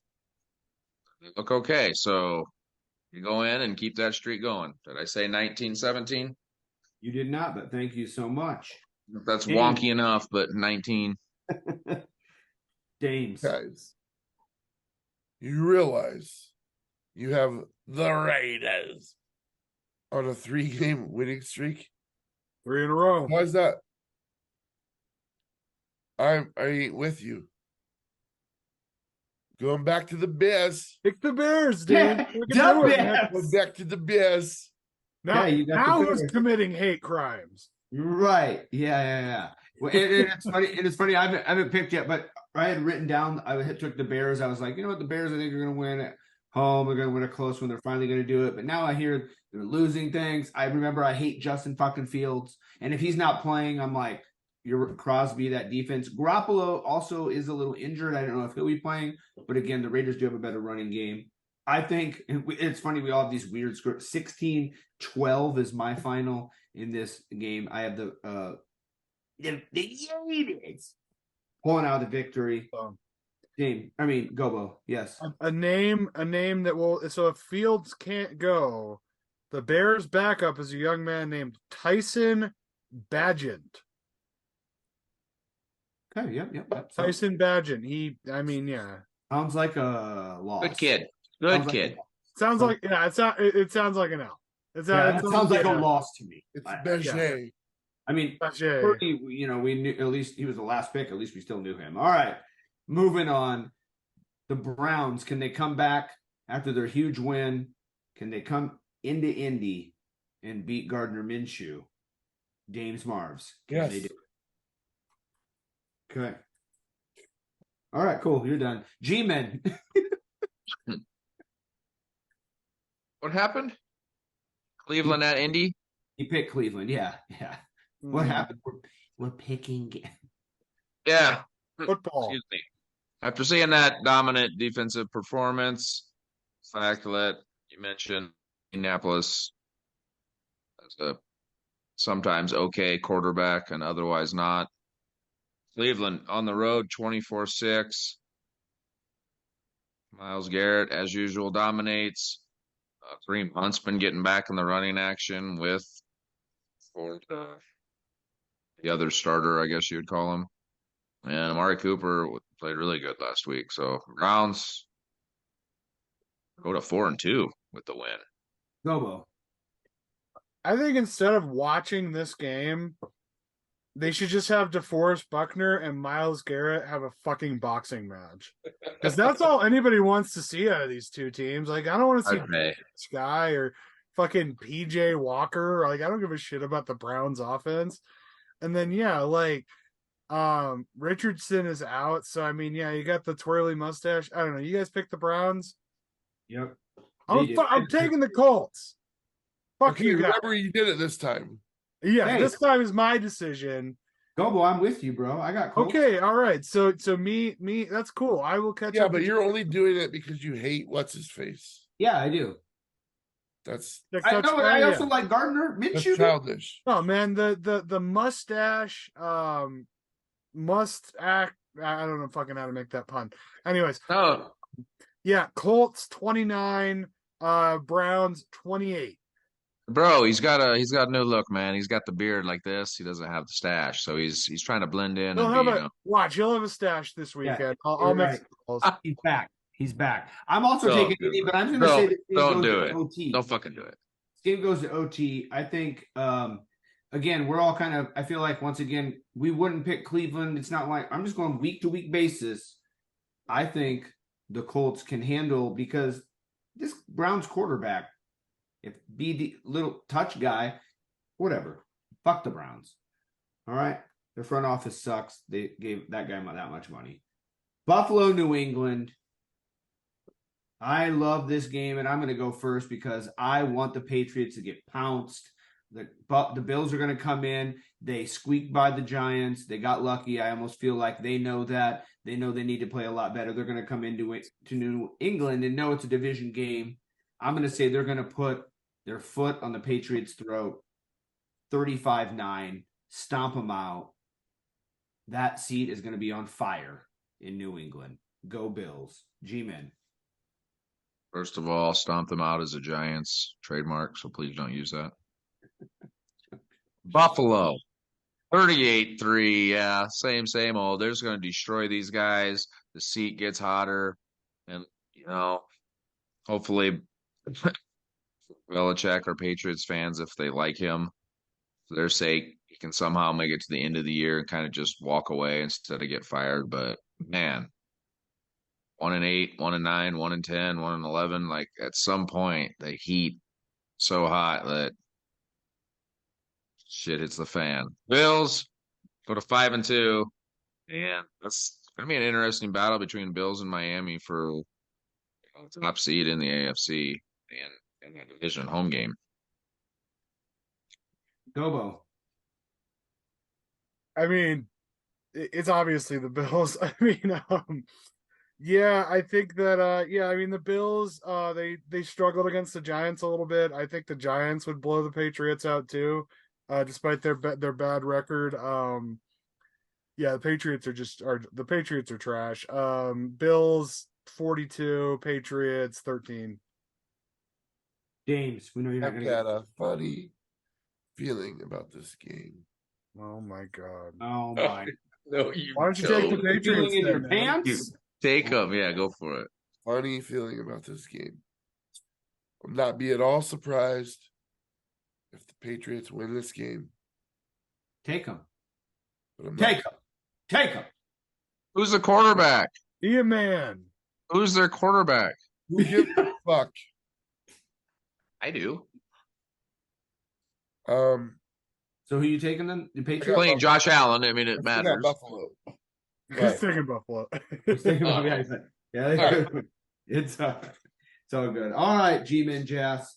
Giants coming off a close one. They kind of know what they can do a little bit with Tyrod. Washington's coming to town. You need a home win, division game. Let's hear it. As you remember last year, guys, we tied with Washington the first time we played them and beat them the second time.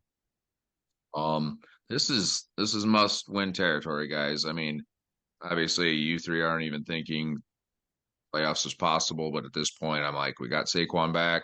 We played great defense last week. Our offensive line looked like better than it has, so there was a little time, and Saquon's a huge difference. So Saquon back, D's playing lights out. Still think some weird shit can happen, so it'll be a close games division. We're never gonna blow anyone out. It's never easy. So 21-20. We get a feel what a win feels like again for the first time in a while. So fuck you, Washington, and let's go Saquon. 30 touches. I'm going to stick with my brother on this one. I hate the Commanders. I hate their name. Beginning of the year, I was kind of thinking maybe they would be pretty good this year. Sam Howell, please. If the Giants defense shows up and plays like they did against Josh Allen, I think they will win this game. Again, Tyrod getting another start if DJ isn't back, I feel like is a benefit for the Giants because now he's comfortable. He's been doing that. I'm going to take the Giants 24-17 in a division game at home. I think they get the win. Gobo. This one's harder than it looks. Because I think the Giants should win this game, but we don't know what Commanders are going to show up. Commanders bring their A game. I think that the Giants offense is going to have a really hard time getting going. I think it could be a shootout. I think the Redskins, the Commanders could get some really good field position off of turnovers. So I'm completely unsure. So I'm going to flip for it. I have Holy shit. I got a Mortal Kombat Pog right here. Nice. Finish him. So Liu Kang is going to be the Giants, and the written Mortal Kombat logo is going to be the Manders. So here we go. Liu Kang. Washington. What? 16-13 Commanders. 16-13. James Marvs.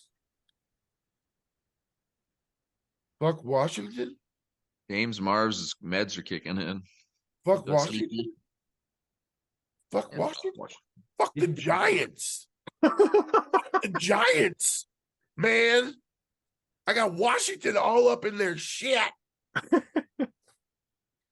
I'm going to give a score for this one. Oh, My God. Here we go. 31-12. Holy shit. Dame's meds did kick in. Oh, man. All right. Well, here we go. Shots fired. Oh, my God. Here we go. Shots Held fired. Josh Allen to 14, and here we we Atlanta. Sam Howell's going to put up 32. Yeah. Yep. They got NFL.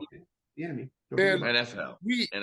I understand you saying that, but you have to realize that looking at these sheets from week to week, that shit don't matter at all. You said I know. yourself earlier. Anything's possible. Like, I can't be looking at last week. I can't be looking at last week to make the picks for this week. I got to stop doing that. You said it yourself. She kidnapped herself. Atlanta, Tampa Bay. I'm going to start this one off. I'm sticking one more week. This is my one more week. Maybe I did this last week. I can't remember. I'm going with the Tampa Bay train. I for some reason I just feel like I just don't like Atlanta. I don't think they can do much. It's in Tampa Bay. I feel like 2 bad games in a row. Their defense always plays pretty good. So I'm going to take Tampa Bay at home 20-10. Games. I hope at some point this season we know who these teams are. Right. I have no idea who these teams are. You guys, I look at half the schedule. I'm like, I have no fucking clue. I have no idea. I got Tampa Bay. I don't know why. All right. Home team. That's why. Cannon.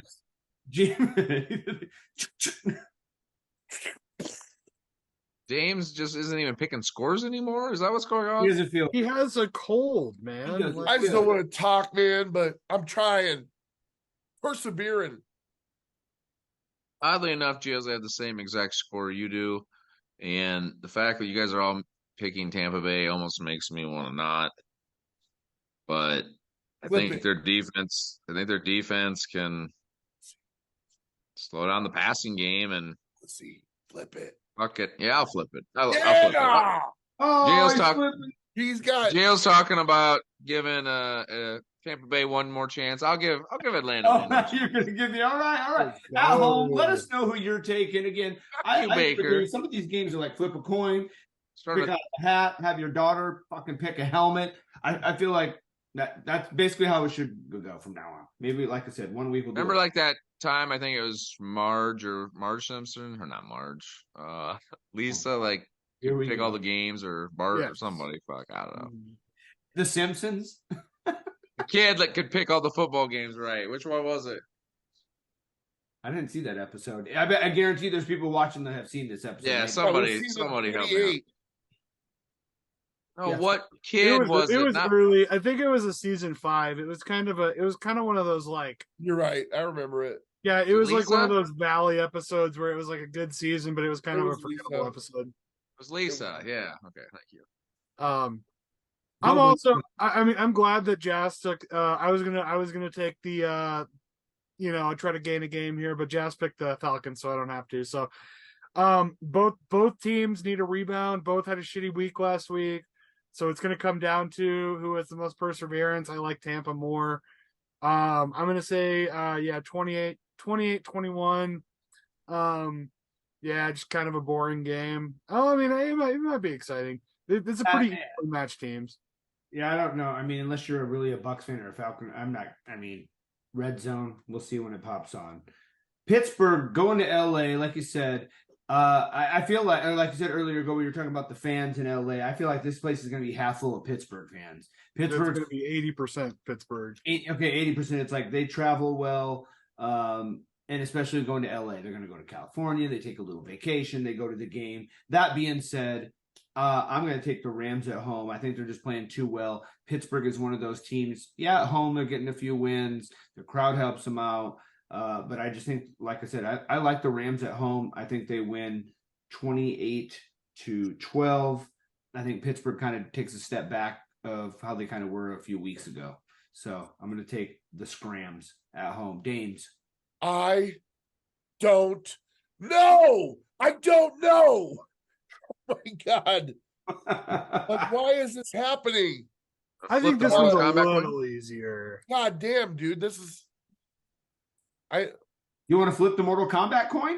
No. Yeah, I could bust out. I have a whole thing of Pogs, man. You just tell me. I made a choice, but that Scorpion. I don't like it. Who you taking, bud? I got the Rams because they're at home, but I really want Pittsburgh to win. G-Man? Guys, I looked at the records for this one, and I saw that Pittsburgh was 3-2. And I know that Tomlin is 500 or better, so I figured they'll be 3-3. Rams at home, 27-17 for that reason alone. You idiot. You're doing exactly what you said you weren't going to do. You looked literally. No, I looked at everything. This is their own. weeks. This is their whole season. This is their whole season record in Tomlin's history. It's completely different. Gobo, you can gain a game if you take Pittsburgh on the road. I know. Do I was it. just considering that. Don't fucking bully me again. Dude. No, I gotta make it. I gotta make it a clean sweep, guys. Yeah, I'm sorry. I don't believe in this Pittsburgh team at all. I like Mike Tomlin. He's let me down a couple of times this season already. And then he's let me down on the other side of the coin by me picking against him a couple of times. But I think the Rams are cooking a little bit. I think they got some playmakers and Pittsburgh just doesn't. So taking the Rams at home, 35-21. Can I just say this? No. Fuck you! I'm switching. Pittsburgh! What? Taking Oh. You're gonna switch. You're gonna take the steel curtain. Steel curtain. He's taking How the are they going curtain. to score any points? Right. Find out. Names Is Pickett still pull him hurt back. or is he okay now? I don't know who? if it matters. Kenny Pickett, is he still hurt? It's probably better that he's out. That's a bad Actually, I don't know. That's a good call. We should let us know below. Is Trubisky still starting or is he back? Or I'm pretty sure Pickett Pickett. have 21 points. All right, Dames, you're up. Arizona coming to town. You can get a rebound win. Tell us why. I don't know why. The Cardinals. Because it's the Division fucking games are always tough. You guys know this. It don't matter who's at the top and who's at the bottom. Everybody wants this. It's in Seattle. The idiot 12th man will be in full throat. Hopefully, cheering on the quarterback that they fucking hate because they're a bunch of racist pieces of shit. All right, enough of that. Oh, I was like, they're racist? Just Oh. get over it, you guys. Geno Smith is going to beat Arizona, okay? And it's going to be like 42-8. Did you just take some more meds or Yeah. are you delusional? I Do you gotta- think I two hate- field goals he and a hates these. safety, or does Arizona go for an unnecessary 2-pointer? 4 safeties. Four safety. Okay, let's go. These are in the You don't get notes. safety 4 times. He comes on to say it's going to be a close, tough divisional game, 42-8 or whatever. No shit. I mean, here's the thing. I'm just gonna jump off yours, Dave. I'm taking Seattle at home. Arizona, please. I'm gonna say 28-17. Seattle does bounce back. I love this. I love your defense. Geno will start playing better. I mean, he's still fine. He's fine. 28-17 Seattle. G-Men. I got Seattle as well, 24-17. It's hard to see where Seattle's defense might not score a touchdown. Jamal's back. He's flying around. He played the whole game. The young guys are only going to get better. So Dobbs might have just had a little 2, 3, 4 game run or whatever he had and kind of be not very good. So we'll see. Seattle at home, 24-17. Gobo, last but not least. I'm going to say this, Seattle fans. If Drew Lock touches the ball while it's in play, Cardinals are going to win the game. So, for whatever reason, you're downplaying Geno for fucking Drew Lock. Like, the Cardinals will find a way to beat that man. So you better hope that Geno stays healthy. I believe that he does, and the Seahawks have no problem here. 43-8. No, I'm kidding. I'll say 35-23. 35-23. All right. I love doing that. I feel like this is like the end of the first half when you have the ball, and then you come back out of the half and you have the ball. Gobo, we end with you here. Now we get to go to the game you're going to. Same seats I was in? Yeah. Hell yeah. All right, let's go. Start it off. Denver. Hell no, you mean. Green Bay. Hell no, you mean. Hell no. Hell, maybe. Hell, we'll see. Okay, so unique opportunity. Will the sad Packers fan get redemption in the same seats from 8 years ago? Will the sadness continue? I have to believe the Packers get this done, because I think the Broncos are arguably the worst team in the league. So it's a hard stadium to win at.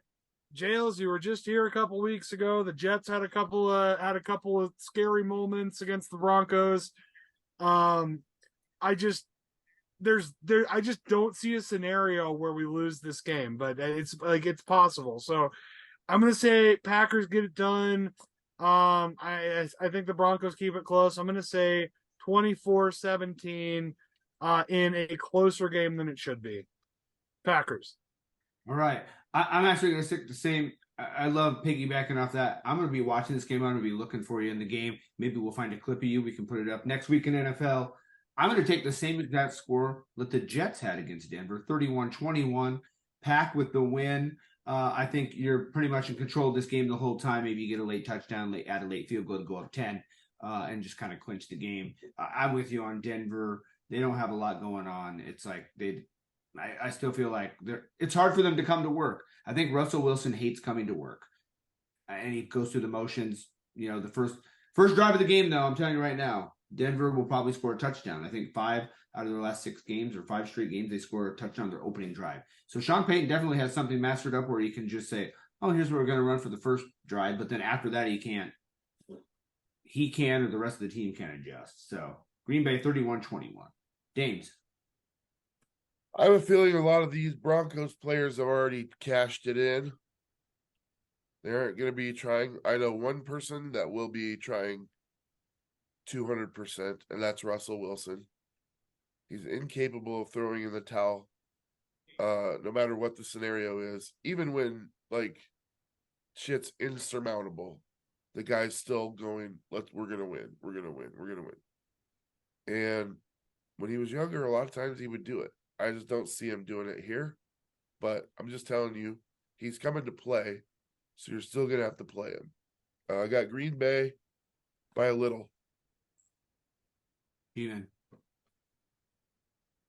I have Green Bay by 8, 24-16. And basically all those reasons. You guys are coming off of a bye, I believe. Did someone say? And I'll kind of give your young quarterback a chance to refresh, hit the reset button, kind of, all right, this is what it was like. This is the expectation. This is what's going on now. Now, take it to another level. And it's good that he's going against Denver to take it another level after having 2 weeks off. So, good luck. Enjoy the game. Take some videos. Right. I hope so. Yeah, and one of my favorite parts about this too is if you look at Hackett's record with the Broncos, he was 2-5 at this point last year, better than Sean Payton. Pretty much every statistical category is better, but yet Hackett was the worst coach in the history of the league. Sean Payton, damn! How does your foot taste? Right in your mouth, in your little smiling mouth, calling a timeout on 3rd down, whatever the hell you're doing. All right, moving to Kansas City, a big division game. I love this game. I just feel like this is always going to be a high-flying shootout type of game. Chargers come to town against the Chiefs. I feel like last year, I believe it was maybe a Monday night game. The Chargers were ahead. It was back and forth the whole time. I feel like that's what's going to happen again. I feel like Kansas City wins at home, 40-36. I think it's a shootout.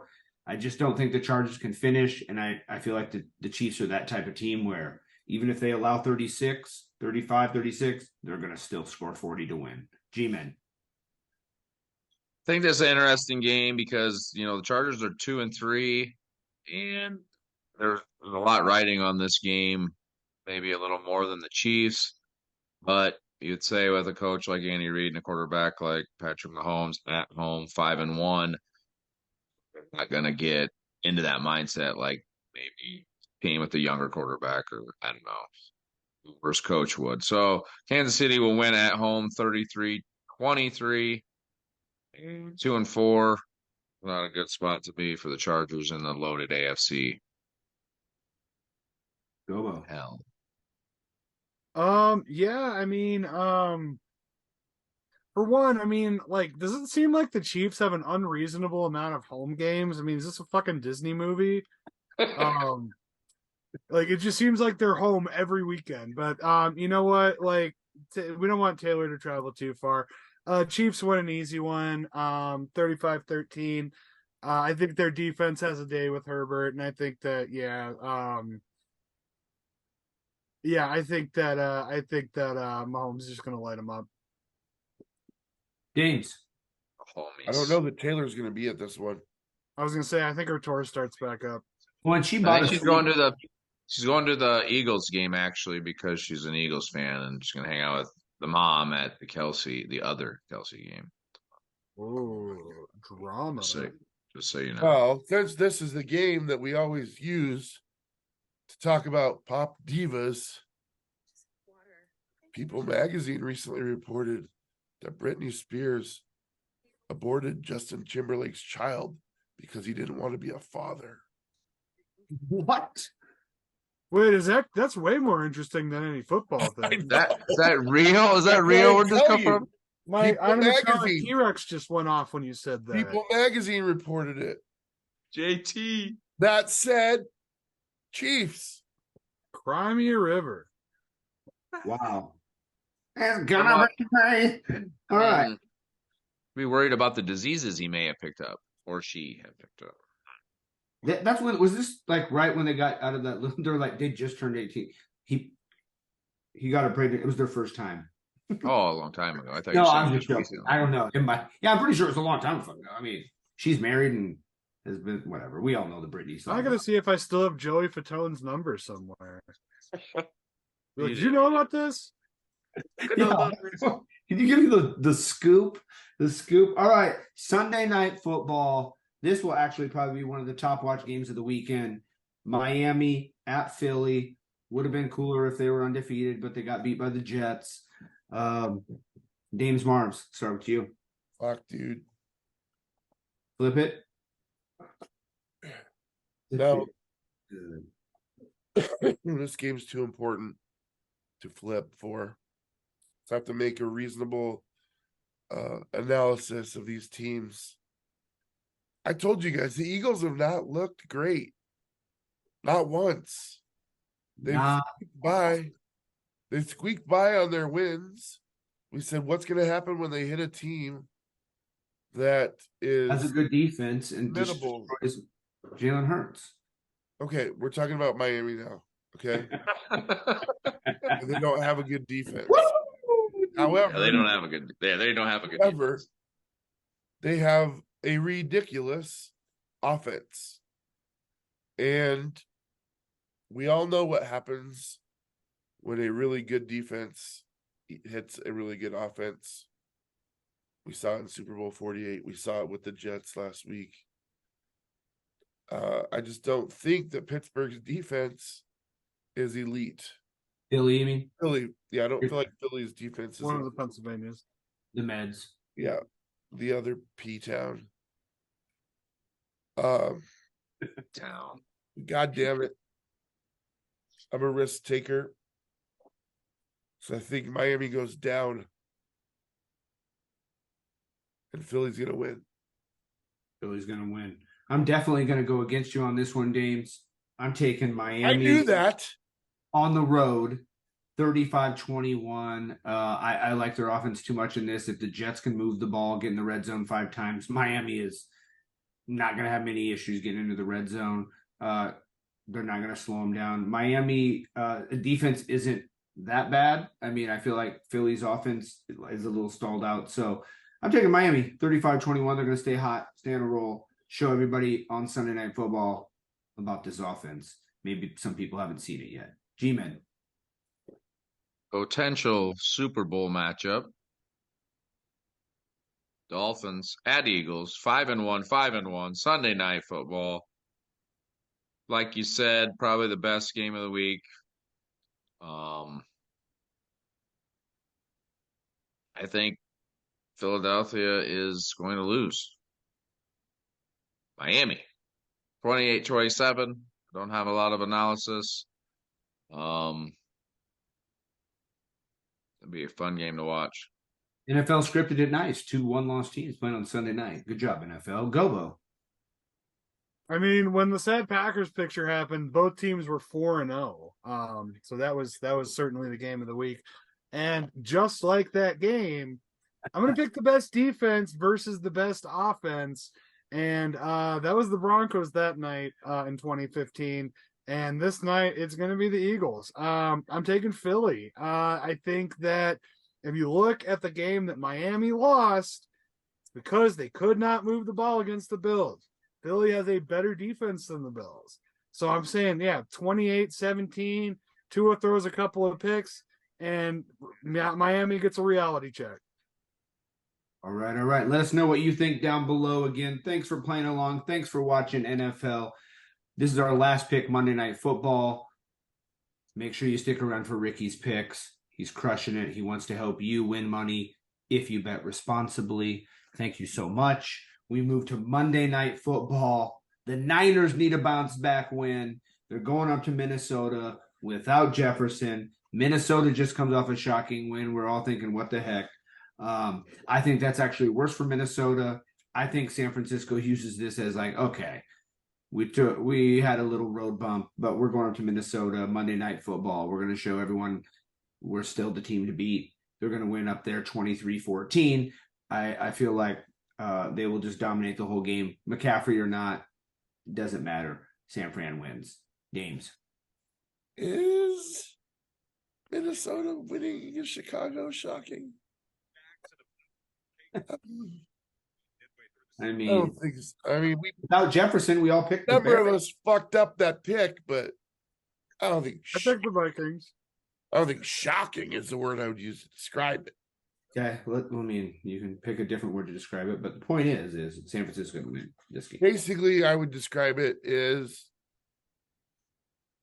it's shit against shit. Some shit has to win. I mean, they can't tie. That's okay. Who you snorted at that? This is elite versus shit at home. So I'm gonna go with elite over shit at home. Call me crazy. Gobo. I mean, also, James, were you making an Independence Day reference? Yes. Exciting is not really the word I'd use to describe it. Yes. Thank you. Yes, got it. And furthermore, Gobo, San Francisco will not go quietly into the night. You're an enthusiastic. NFHell where we use movie. Yeah. Okay. So the Vikings are 2-4. They beat the Panthers and the Bears, the two worst teams in the NFC. This is going to be a fucking bloodbath. I don't care. Like, they might keep McCaffrey out of this game just to keep him from re-aggravating his injury. Like, there's no reason to play him. The 49ers are going to win. I'm going to say 37-0. Fuck it. Yeah. Gobo, put a stamp on it. G-Men Jazz. How you going to follow that? Fuck. I mean, I hope for the sake of all the Monday night viewers that is not the case. 28-20, San Francisco will win. I think we have to remember that Kirk Cousins in primetime is pretty bad. And 49ers are pretty good no matter what the situation. And Purdy, 4 touchdowns. 28-0. 28-0? 20, sorry, 28-20. I was like, wait, I don't see Kirk Cousins scoring on this defense without Jefferson. All right. Well, again, we want to thank you for viewing NFHell every week, same time, same channel, brought to you by Lock 22. I'm Midwest Jet, Dames Marvs, G-Men Jazz, Gobo. Thanks for viewing. Ricky's picks are next. See you next week. Must win. Let's go.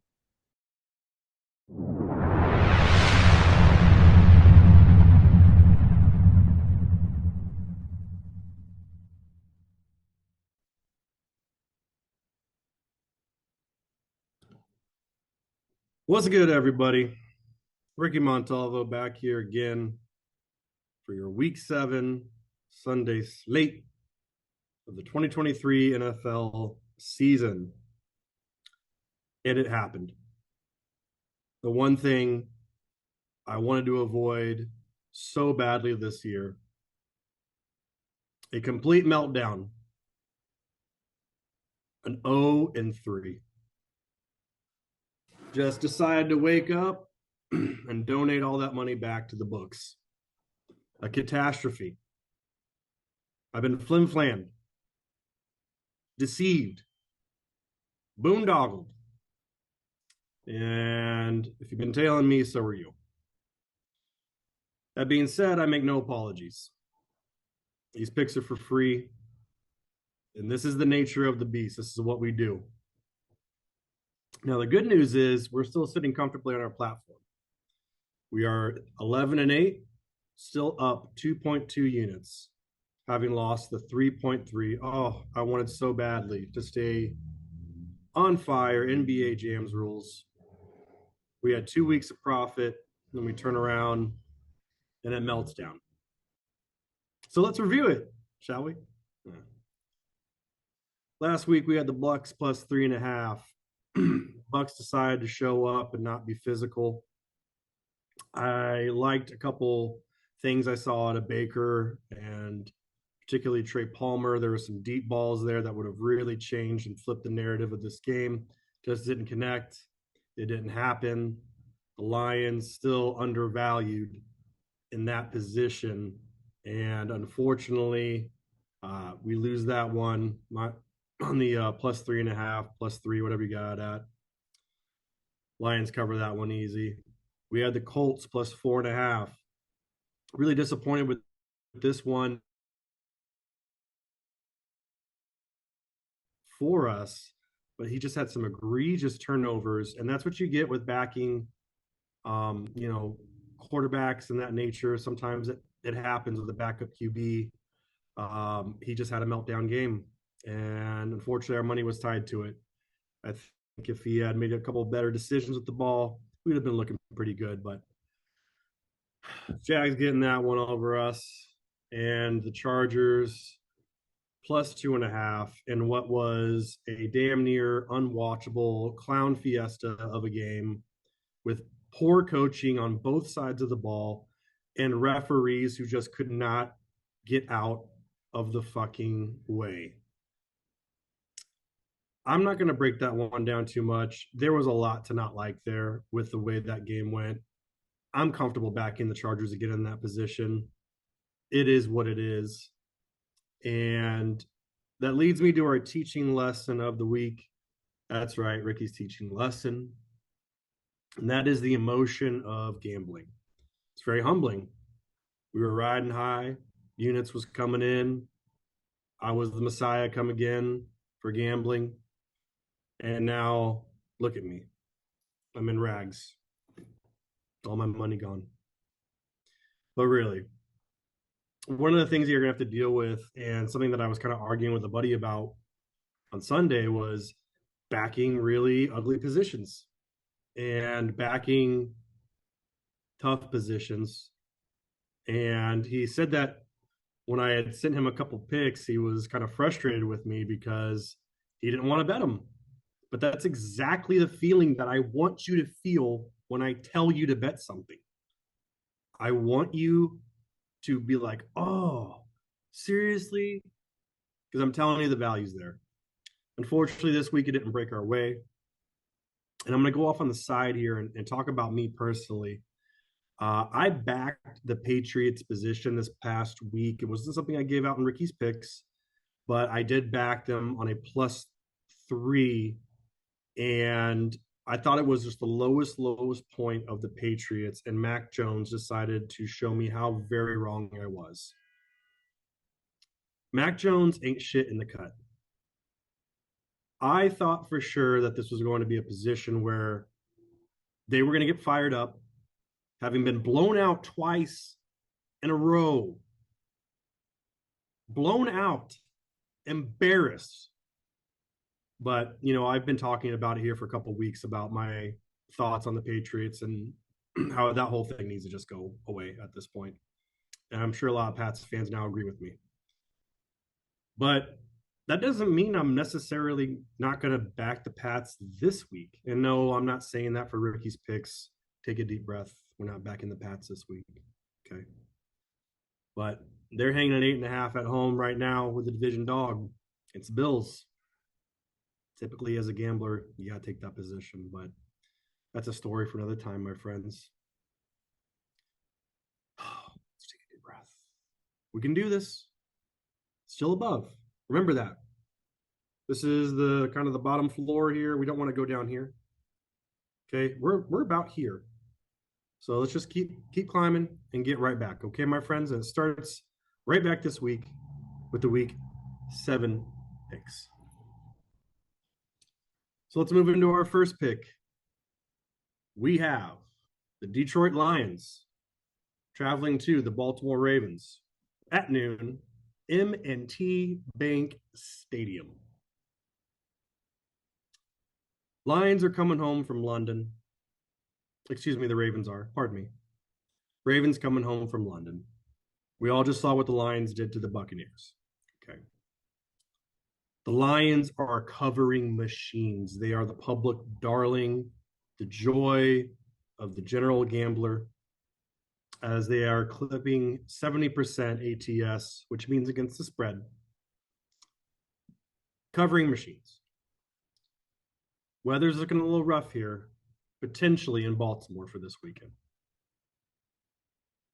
Now, I think the pace of this Lions team is unsustainable, because if they're going to play like this the rest of the year, they're winning the Super Bowl. If they're going to keep covering and banging teams out, they really are the best team in the NFL. I don't buy it. I think they are a contender, and I don't want to take anything away from the Lions. They're tremendous. But this is a come down to earth moment for them. This line sitting tucked in, like I said earlier, at 3. There's no David Montgomery for the Lions this week. Jahmyr Gibbs is trending in the right direction, and that's nice for the Lions. But Montgomery, to me, is the linchpin of this team. He is what is really opening everything up. The play action, he's tough. He gets between the tackles. He makes plays. He's been fantastic behind one of the best offensive lines in football. And I got news for you, Craig Reynolds ain't it. Everyone saw that block he made that led the Amon-Ra St. Brown touchdown. Excuse me. We all saw that. This guy was borderline going to get cut, and now he might start. He's not a good running back for this team. The pros have been hitting the Lions. I don't care. This line was at 2.5, and pro action continues to come in on the Lions, believe it or not. And it's now sitting at -3 for the Ravens, which is your pick here. Give me the Ravens -3 at home, this uncommon AFC opponent, which I think is a better coaching matchup. Currently tucked in.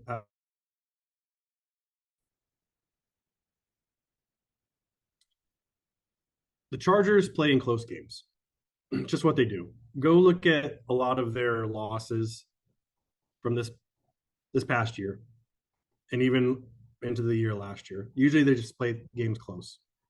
I make this line about 3.5.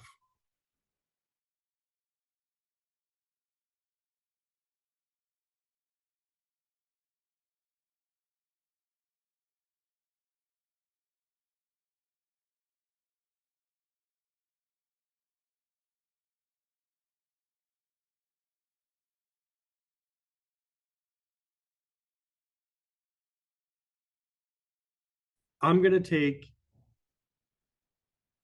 the Chargers here on the +5.5. I do not like Mahomes as a long favorite at home. When it's 3.5 or more, I'm typically going to fade him.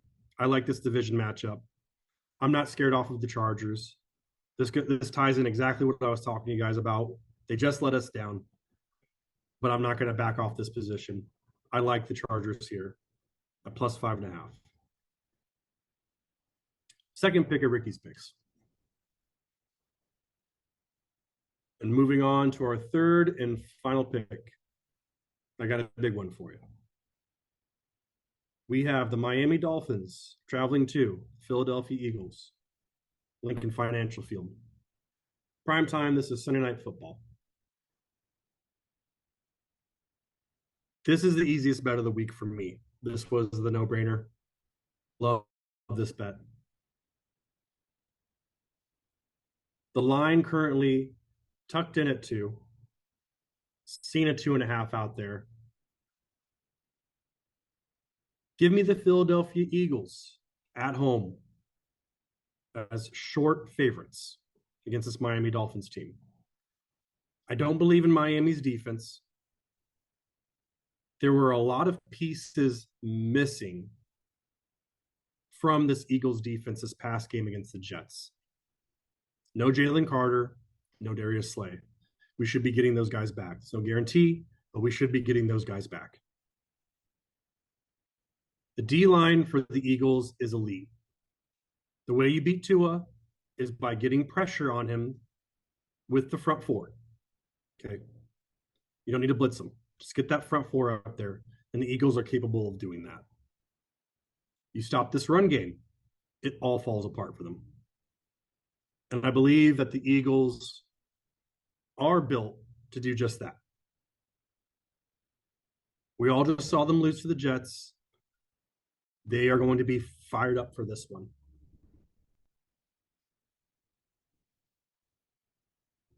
Eagles should have plenty of scoring opportunities against Miami defense.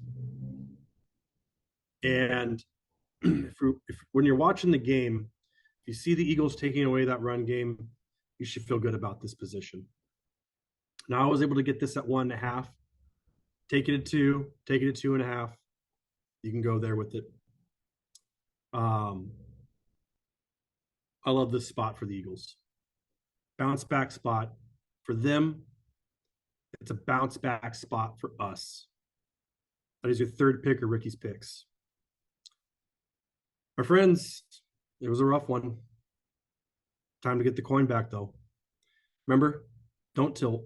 Gamble responsibly. Take it slow and steady. We're going to keep building. Stick with me. And this has been your Week 7 slate of Ricky's picks. And I will see all of you in the trenches.